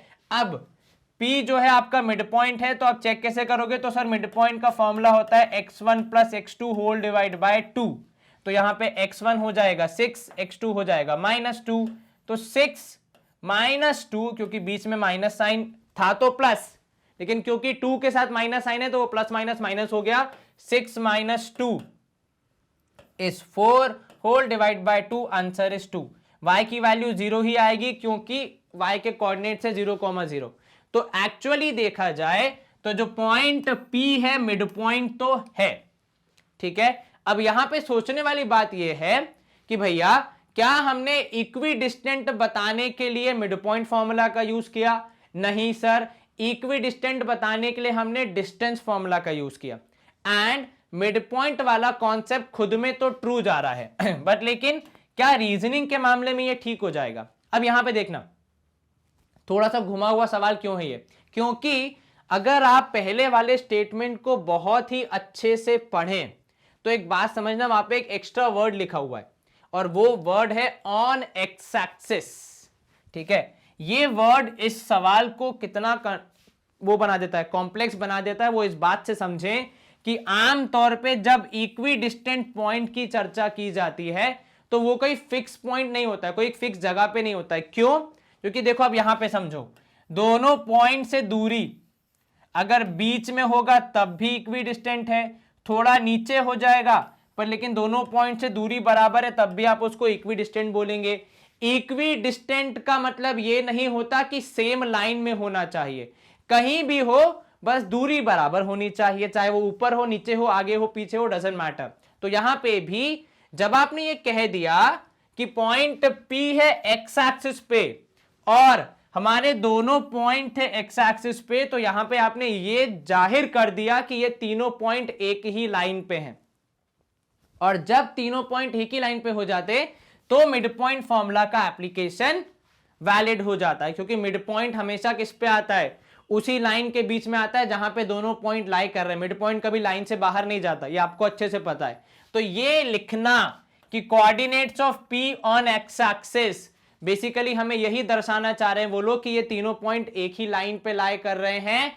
पॉइंट P A और B के बीच में लाई कर रहा है, A और B के दरमियान जो लाइन है उस पे लाई कर रहा है इसीलिए मिड पॉइंट वाला कॉन्सेप्ट एप्लीकेबल है। तो दोनों स्टेटमेंट ट्रू, और यहां पे एक्सप्लेनेशन की यदि मैं बात करूं तो वो भी सही सिद्ध होता है, क्योंकि सवाल बनाने वाले का ये लिखना कि भैया पॉइंट P जो है वो एक्स एक्सिस पे लाई कर रहा है, हमें एक सिग्नल देता है यहां पे, मतलब अगर मैं ऐसे बताऊं गणित की भाषा के हिसाब से, नॉर्मल भाषा में बताऊं तो वो एक सिग्नल दे रहा है कि भैया ये तीनों पॉइंट एक ही लाइन पे हैं। तो जब एक ही लाइन पे हैं तो मिड पॉइंट कॉन्सेप्ट का एप्लीकेशन वैलिड हो जाता है। अगर ये यहां पे ना लिखता कि ये एक्स एक्सिस पे है पॉइंट पी, तो बात कुछ और हो जाती और कॉन्सेप्ट किसी और वे में यूज होता, तब वहां इक्वी डिस्टेंट के लिए डिस्टेंस फॉर्मूला भी एप्लीकेबल हो जाता और मिड पॉइंट फॉर्मूला एप्लीकेबल नहीं रहता। पर यहां पे एक लाइन पे है तो मिड पॉइंट फॉर्मूला बुरी तरीके से एप्लीकेबल है, इसलिए हमने यहां पे करेक्ट एक्सप्लेनेशन वाले रीजन का समर्थन किया है। तो ऑप्शन ए हमारे हिसाब से आंसर। अगला प्रश्न देखो, if product of two numbers is 2890 and their HCF is 17 then LCM is 450। ठीक है, अब यहां देखो प्रोडक्ट ऑफ टू नंबर्स कितना दिया है, तो सर दिया है कि A इंटू बी करने पे जो दो नंबर जिनका हम LCM HCF निकाल रहे हैं वो है 2890, और हमने जो कॉन्सेप्ट पढ़ा है उसके हिसाब से LCM इंटू HCF करने पे A इंटू बी के बराबर आता है। अब इन्होंने कहा HCF है 17, ठीक है, तो अप्लाई करके देख लेते हैं भैया LCM का क्या फंडा होगा। तो ये A इंटू बी करने पे 2890 जो है इसको हम 17 से डिवाइड करवाएंगे, तो LCM is equal to 2890 whole divide by 17। जितना मुझे ध्यान है 17 का स्क्वायर होता है 2890, ठीक है, एक बार 289 सॉरी माफ कीजिएगा 0 नहीं, तो सर 17 का स्क्वायर एक बार चेक कर लेते हैं मल्टीप्लाई करके, दुर्घटना से देर भली भैया चेक कर लो एक बार। 7 7 49, ऊपर क्या जाएगा सर, ऊपर जाएगा 4, क्योंकि 7 7 जा 49, 7 1 7 8 9 10 11, चलिए, और नीचे यहाँ पे 17, तो 9 7 और 1 8, 1 और 1 2, 289 आ रहा है। तो मतलब हम यहाँ पे क्या कहेंगे कि जी हाँ बिल्कुल ये कैंसिल हो रहे हैं, और LCM आ रहा है 170, तो LCM आया 170। इनका कहना है नहीं भैया 450 आएगा, तो ये तो गलत हो जाते हैं, 450 तो नहीं आएगा, 450 नहीं आ रहा है, स्टेटमेंट है फॉल्स। तो ये हो गया हमारा ऑप्शन डी करेक्ट। एक बार लेकिन हम रीजन को भी पढ़ लेते हैं। रीजन कह रहा है कि LCM is always greater than HCF। इस बात में कितनी सच्चाई है सर? अगर हम यहां पे याद करें LCM और HCF के पूरे कॉन्सेप्ट को, तो हमने यही सीखा है कि HCF वो नंबर होता है जो हमारी दी हुई संख्याओं को डिवाइड करे, और LCM वो नंबर होता है जिसको हमारी दी हुई संख्याएं डिवाइड करें, ठीक है। तो HCF डिवाइड होता है, HCF डिवाइड करता है, माफ कीजिएगा, A और B को, और LCM A और B से डिवाइड होता है। अब यहां पे समझना, आपको मैं एक रियल लाइफ एग्जांपल देता हूं। मैं मेरे पिताजी से थोड़ा सा डरता हूं, ऑब्वियस सी बात है भाई, पिताजी हैं, डरना चाहिए। मेरे पिताजी मेरे माताजी से बहुत ज्यादा डरते हैं, तो क्या मैं अपनी माताजी से डरता हूं? बहुत ही ज्यादा, क्योंकि भैया जिसका मुझे भय है उसने उसे भयभीत करके रखा हुआ है, तुम ना समझ रहे हो। तो यहां पे क्लियरली LCM जो है, जो कि A और B से डिवाइड हो रहा है, वो HCF से बड़ा होगा, तभी तो डिवाइड हो रहा है। भाई डिवाइड होने के लिए आपको इतना बड़ा होना पड़ेगा कि आपके हिस्से हो सके। अब अगर मेरे हिस्से में मेलोडी का आधा हिस्सा आएगा तो उसके मैं कितने हिस्से कर पाऊंगा, है कि नहीं? पर अगर मेरे हिस्से में पूरा का पूरा मेलोडी चॉकलेट का डब्बा आ गया तो उसके मैं कितने सारे हिस्से कर सकता हूं। अपने दोस्त को 5 दे दी, दूसरे दोस्त को 5 दे दी, तीसरे को 5 दे दी, इस तरीके से, ये समझ रहे हो? तो ये तो क्लियर हो जाता है कि HCF is less than LCM, मतलब LCM बड़ा होगा, HCF छोटा होगा। तो रीजन तो ट्रू है, और वही हमने मार्क किया है आंसर के रूप में कि जी हां बिल्कुल असर्शन फॉल्स है, रीजन ट्रू है। अगर जो अब यहां पे मैं कंडीशन आपसे डिस्कस करूं, अगर कि सर यहां पे LCM हो जाता 170, जो कि हमारा आंसर आ रहा था, तो क्या दोनों स्टेटमेंट का आंसर ए होता? नहीं। क्यों? क्योंकि हमने यहां पे LCM को प्राप्त करने के लिए इस वाले ज्ञान का कि LCM बड़ा होगा, HCF छोटा होगा, कहीं नहीं यूज किया। तो अगर सही आंसर से भी स्टेटमेंट को हम चेंज कर दें तब हमारा जवाब बी हो जाएगा, न कि ए। ये समझ रहे हो? मैंने आपको एक और क्वेश्चन यहां पे प्रैक्टिस करवा दिया कि अगर LCM का वैल्यू 450 की जगह 170 हो जाता, ठीक है, स्टेटमेंट में, उस केस में आपका दोनों स्टेटमेंट ट्रू होते, लेकिन बीच में कनेक्शन वाली बात नहीं बैठ पाती, करेक्ट एक्सप्लेनेशन नहीं मिल पाता, क्योंकि ये दोनों स्टेटमेंट में कहीं भी इस बात पे चर्चा नहीं हुई कि कौन बड़ा है कौन छोटा है। सेकंड वाले में हुई, लेकिन हमने जब फर्स्ट वाला असर्शन जब हमने प्रूव किया, असर्शन को जब हमने इवैल्यूएट किया, हमने कहीं इस बात पे बिल्कुल भी चर्चा नहीं की कि कौन बड़ा है और कौन छोटा है। क्या ये बात क्लियर हो गई? बिल्कुल सर, कहीं कोई आपत्ति ना जी सर। चलिए स्क्रीन क्लियर। अगला प्रश्न देखते हैं। The distance between y 4,0 and z 0,3 is 5 units. इन दो पॉइंट्स के बीच की दूरी इज कितना? 4,0 एंड 0,3 यूनिट्स। इन दोनों के बीच की दूरी कितनी है? 5 यूनिट्स। अब यहां पे हम देख लेते हैं भैया, डिस्टेंस फॉर्मूला यूज होगा दूरी निकालने के लिए, इस बात पे हमें बिल्कुल कोई शक नहीं है। तो भाई कॉन्सेप्ट कहता है x2 minus x1 plus y2 minus y1 and उनकी स्क्वायरिंग वगैरह आपको करनी है, जो कि ध्यान रखना है, ठीक है, फॉर्मूला में गलती नहीं करनी है। तो ये हो जाएगा 0 माइनस 4 का होल स्क्वायर प्लस 3 माइनस 0 का होल स्क्वायर। डी की वैल्यू यहां से आ जाएगी अंडर रूट ऑफ 0 माइनस 4 का स्क्वायर मतलब बेसिकली 4 स्क्वायर प्लस 3 स्क्वायर, क्योंकि माइनस 4 का स्क्वायर करोगे वो प्लस 4 के स्क्वायर के बराबर ही आएगा। तो डी हो जाएगा अंडर रूट ऑफ 5 स्क्वायर, क्योंकि 4 स्क्वायर 16, 3 स्क्वायर 9, 16 और 9 25, 25 का स्क्वायर रूट हो जाएगा 5, अगर मैं आपको यहीं पे प्रॉपर्ली लिख के बताऊं तो डी की वैल्यू आएगी यहां से 5। अब डी की वैल्यू 5 हमारे हिसाब से भी आ रही है, क्वेश्चन में भी दी है, तो स्टेटमेंट पूर्णतः ट्रू हो जाता है। अब आ जाओ रीजन वाले पार्ट पे। रीजन कह रहा है कि the distance between 2 points x1 y1 and x2 y2 is given by, यहां पे फॉर्मूला दिया हुआ है x2 माइनस x1 का whole square plus y2 minus y1 का होल स्क्वायर यूनिट। अब हम में से कुछ लोग ये यहां पे जो डंडा बना हुआ है इसको देख के थोड़ा सा बोलेंगे सर ये क्या नया चीज यहां पे लगा दी है, हमारे फॉर्मूला में तो नहीं दिया था, तो हम स्टेटमेंट को फॉल्स मार्क करेंगे। प्रभु, ये जो डंडा है ये मैथमेटिकल कॉन्सेप्ट है जो कि ये कहता है कि इसके अंदर जो भी वैल्यू आंसर के रूप में मिलेगी वो कभी भी नेगेटिव नहीं होगी। अगर वो नेगेटिव होगी उसे पलट के पॉजिटिव कर दिया जाएगा, जो हम रियल लाइफ में भी करते हैं, ठीक है। क्योंकि अब ये लगाया क्यों गया है, तो देखो यहां पे एक सेफ्टी मेजर है कि भैया दो चीजों के बीच के डिस्टेंस की बात हो रही है तो नेगेटिव तो हो नहीं सकती, इसीलिए नेगेटिव वाली वैल्यू को रिजेक्ट करते हुए केवल पॉजिटिव वैल्यू को एक्सेप्ट करने का ये एक निशान लगाए कि भैया अगर ये लगाए तो आपको ये ध्यान रखना है कि नेगेटिव वैल्यू नहीं आनी चाहिए। क्योंकि देखो ये जब मैं डी का स्क्वायर रूट कर रहा हूं ना 5 का 25 का, तो एक आंसर -5 भी बनता है।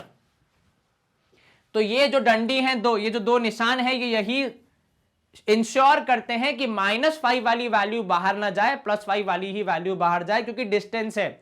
और खुद ही सोचो अगर आप बोल देंगे कि किन्हीं दो चीज के बीच का डिस्टेंस -7 यूनिट्स है, दुनिया में कितनी किरकिरी हो जाएगी अपनी, है कि नहीं, कि भैया डिस्टेंस को नेगेटिव कैसे बोल सकता है ये इंसान, इसको इतनी भी मैथ्स नहीं आती क्या। तो वो मैथ्स मैथमेटिकली अब गलत ना हो जाए या फिर कॉन्सेप्चुअली अब गलत ना हो जाए, इसलिए ये दो डंडियां लगाई जाती हैं, इसका कोई और स्पेशल रोल नहीं है। तो इसीलिए ऑप्शन ए यहां पे करेक्ट आंसर है, क्योंकि यही फॉर्मूला जो रीजन में हमें दिया गया है यूज करके हमने अपना आंसर बताया। बस ये जो है थोड़ा टेक्स्ट बुक फॉर्मूला हो जाता है कि ये दो डंडे भी लगाए जाते हैं जो ये सिग्निफाई करते हैं कि डिस्टेंस है तो नेगेटिव वैल्यू बाहर नहीं जा सकती, केवल पॉजिटिव वैल्यू को एक्सेप्ट करके ही आंसर बताया जाएगा। क्लियर जी सर। चलिए अगला प्रश्न देख लेते हैं। यहां पे कह रहा है the smallest number which is divisible by both 306 and 657 is 22338। अब देखो यहां पे स्मॉलेस्ट नंबर पूछ रहा है, ठीक है, स्मॉलेस्ट नंबर सबसे छोटा नंबर जो कि इन दोनों से डिविजिबल है, ठीक है।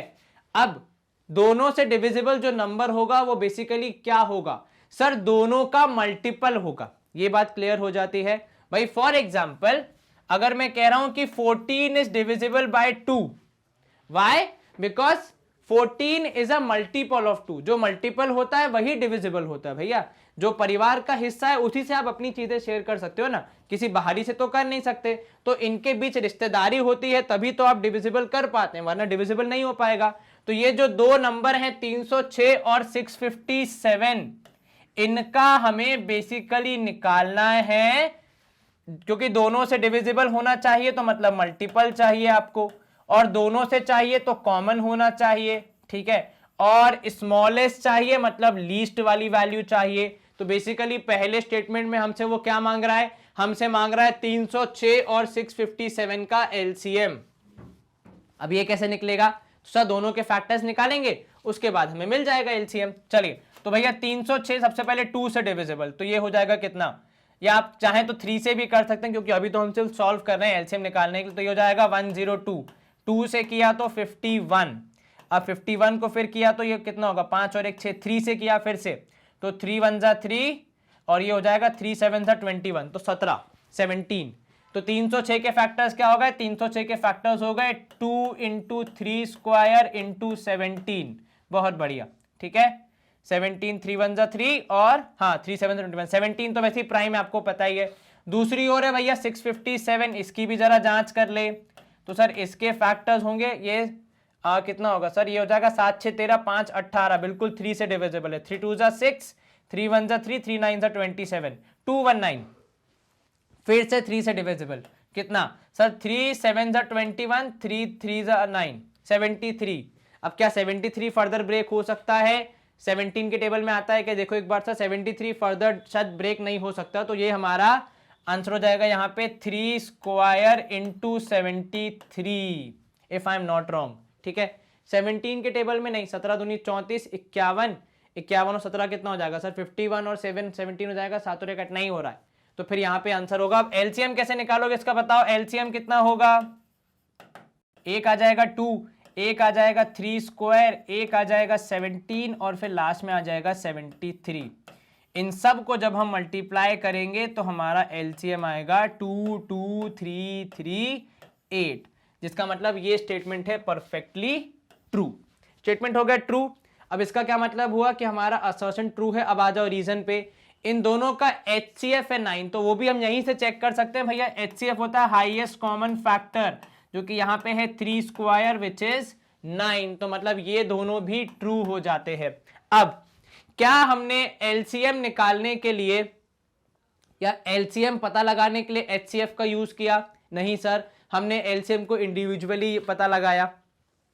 हालांकि हम HCF का यूज कर सकते थे, कैसे सर, दोनों नंबर्स को मल्टीप्लाई करने पे इससे डिवाइड करेंगे तो हमारा आंसर आ जाएगा कि हमारा दोनों नंबर्स को मल्टीप्लाई करने पे HCF से जब डिवाइड करेंगे तो हमें हमारा एलसीएम मिल जाता, वो तरीका भी है।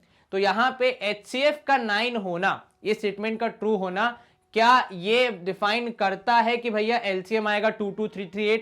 नहीं सर, हमने प्राइम फैक्टराइजेशन में देखा तो हमारा आंसर यहाँ पे होना चाहिए कि दोनों स्टेटमेंट और रीजन ट्रू हैं और reason is the correct explanation of assertion. ये बात यहाँ पे सिद्ध नहीं हो रही है, क्योंकि एलसीएम निकालने के लिए यहाँ पे इन दोनों नंबर्स के HCF का रोल सीमित है, ठीक है। तो इसीलिए यहाँ पे हम मार्क करेंगे ऑप्शन बी को कि दोनों अपने आप में तो सही हैं, लेकिन करेक्ट एक्सप्लेनेशन बात वाली बात यहाँ पे लागू नहीं होती है, क्योंकि केवल HCF पता होना काफी नहीं है। अगर हमें HCF का यूज करके LCM निकालना हो तो भैया मोरे LCM into HCF is equal to A into B रूपी कॉन्सेप्ट भी यूज होगा, जिसका यहाँ पे कोई भी विवरण नहीं है। उसके बारे में तो हमने बात ही नहीं की, तो आधी बात करके अगर हम बोल रहे हैं कि रीजन होगा सही तो वो बात गलत हो जाएगी, ठीक है, क्योंकि यहाँ पे केवल HCF का योगदान नहीं है।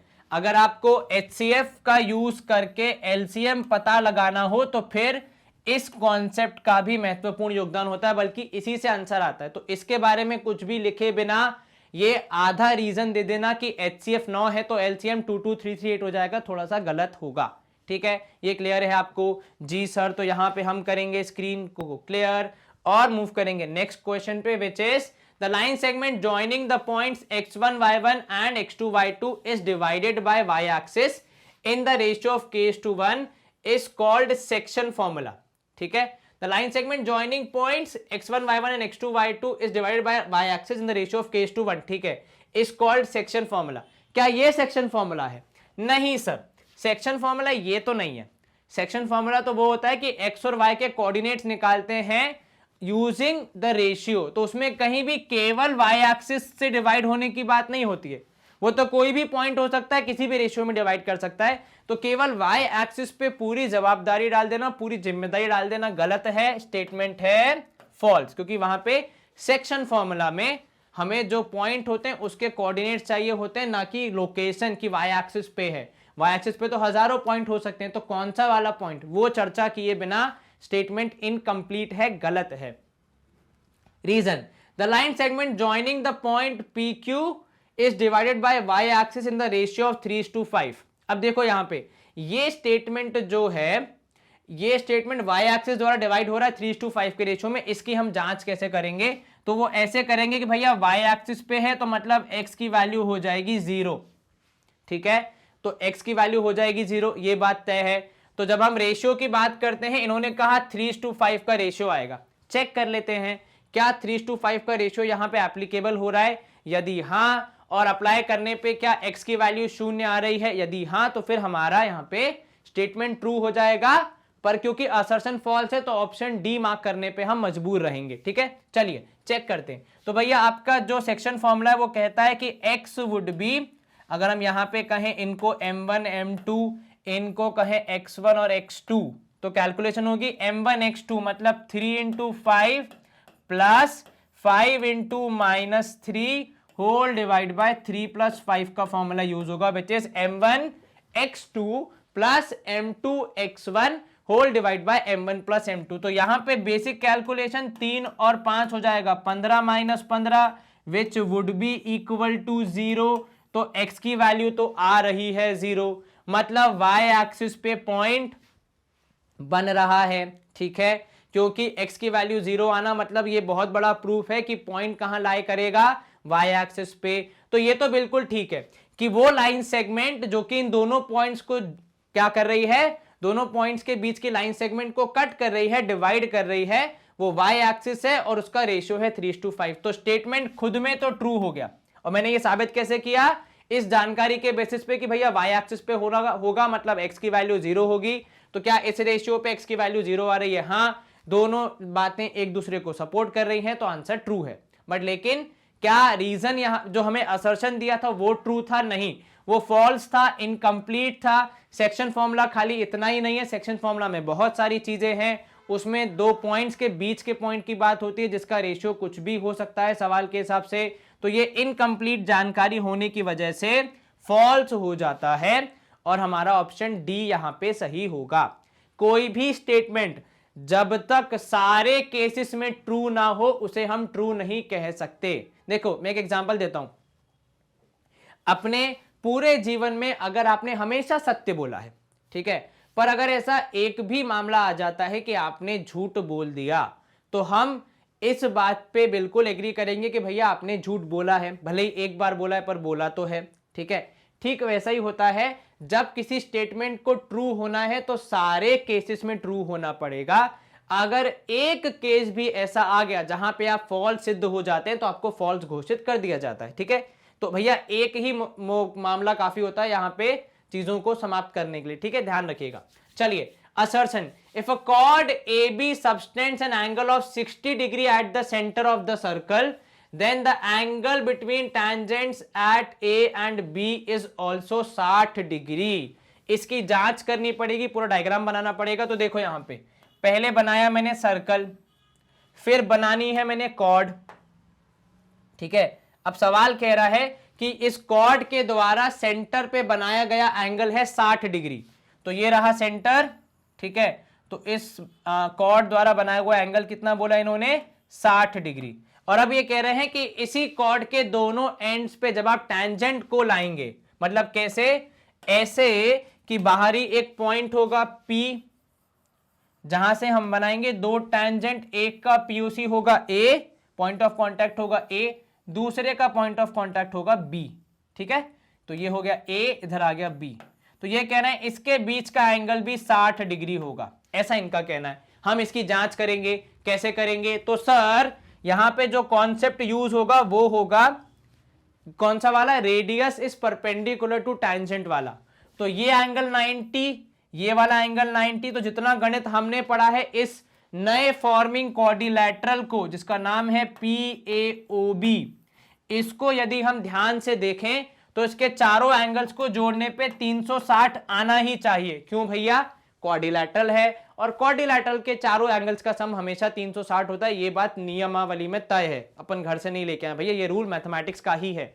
तो इनके हिसाब से अगर हम देखें तो 90 मतलब 90 क्योंकि radius is perpendicular to tangent, center वाला एंगल 60 और इधर वाला एंगल 60। सवाल के हिसाब से जोड़ने पे आया ये तो भैया 300, मतलब 60 एंगल 60 डिग्री तो खा गए हम, मतलब हमने कुछ गड़बड़ की है तभी 60 डिग्री मिसिंग है। आना चाहिए 360, हमारा आ रहा है 300। मतलब जो यहां कथन कहा गया है कि इनके बीच का जो टैंजेंट वाला जो टैंजेंट का इंटरसेक्शन पॉइंट है, जो कि यहाँ पे पॉइंट पी के रूप में दर्शाया गया है, वो 60 डिग्री है, ये फॉल्स है क्योंकि वो होगा 120 डिग्री। अगर कॉर्ड के बीच का एंगल 60 है तो टैंजेंट के बीच का एंगल उस तरफ 120 होगा।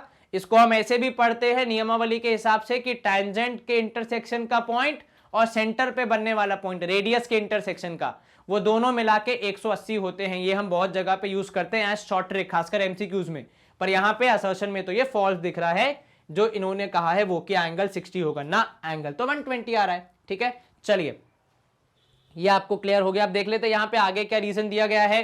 The length of tangent from an external point P on a circle with centre is always less than OP। अब ये जो स्टेटमेंट है, चलिए OP की चर्चा यहां हो रही है तो हम OP बना लेते हैं। अब मेरे लिए यहां चिंता का विषय यह है मेरे भाई कि आपने ऊपर बात की एंगल की, नीचे बात कर रहे हो साइड्स के लेंथ की, तो बिना सोचे समझे कि इन दोनों के बीच में से कौन सा ट्रू है कौन सा फॉल्स है, ये बात तो तय हो जाती है कि रिश्तेदारी तो नहीं है। तो मतलब ऑप्शन बी तो पहले ही कट गया। क्यों भैया? सर एक जगह लेंथ की बात हो रही, दूसरी जगह एंगल की बात हो रही, रिश्तेदारी कैसे हो जाएगी? एक तरफ मामा का लड़का, एक तरफ बुआ का लड़का है, कोई रिश्तेदारी नहीं है। ठीक है, चलो अब यहां देखो क्या ये ट्रू है। The length of tangent from an external point of a circle with centre O is always less than OP। ये कह रहे हैं टैंजेंट की लेंथ मतलब PB की length would always be less than OP। अब इसके पीछे का सिद्धांत क्या है? इसके पीछे का सिद्धांत नियम यह है भैया कि OP के सामने जो एंगल है वो है 90 डिग्री। आपको कैसे पता? रेडियस टैंजेंट के परपेंडिकुलर होती है तो वो 90 डिग्री के बराबर होगा। ठीक है, और क्योंकि वो 90 डिग्री है वो सबसे बड़ा एंगल होगा हमारे ट्राइंगल का, क्योंकि बाकी दोनों एंगल को उससे छोटा ही होना पड़ेगा।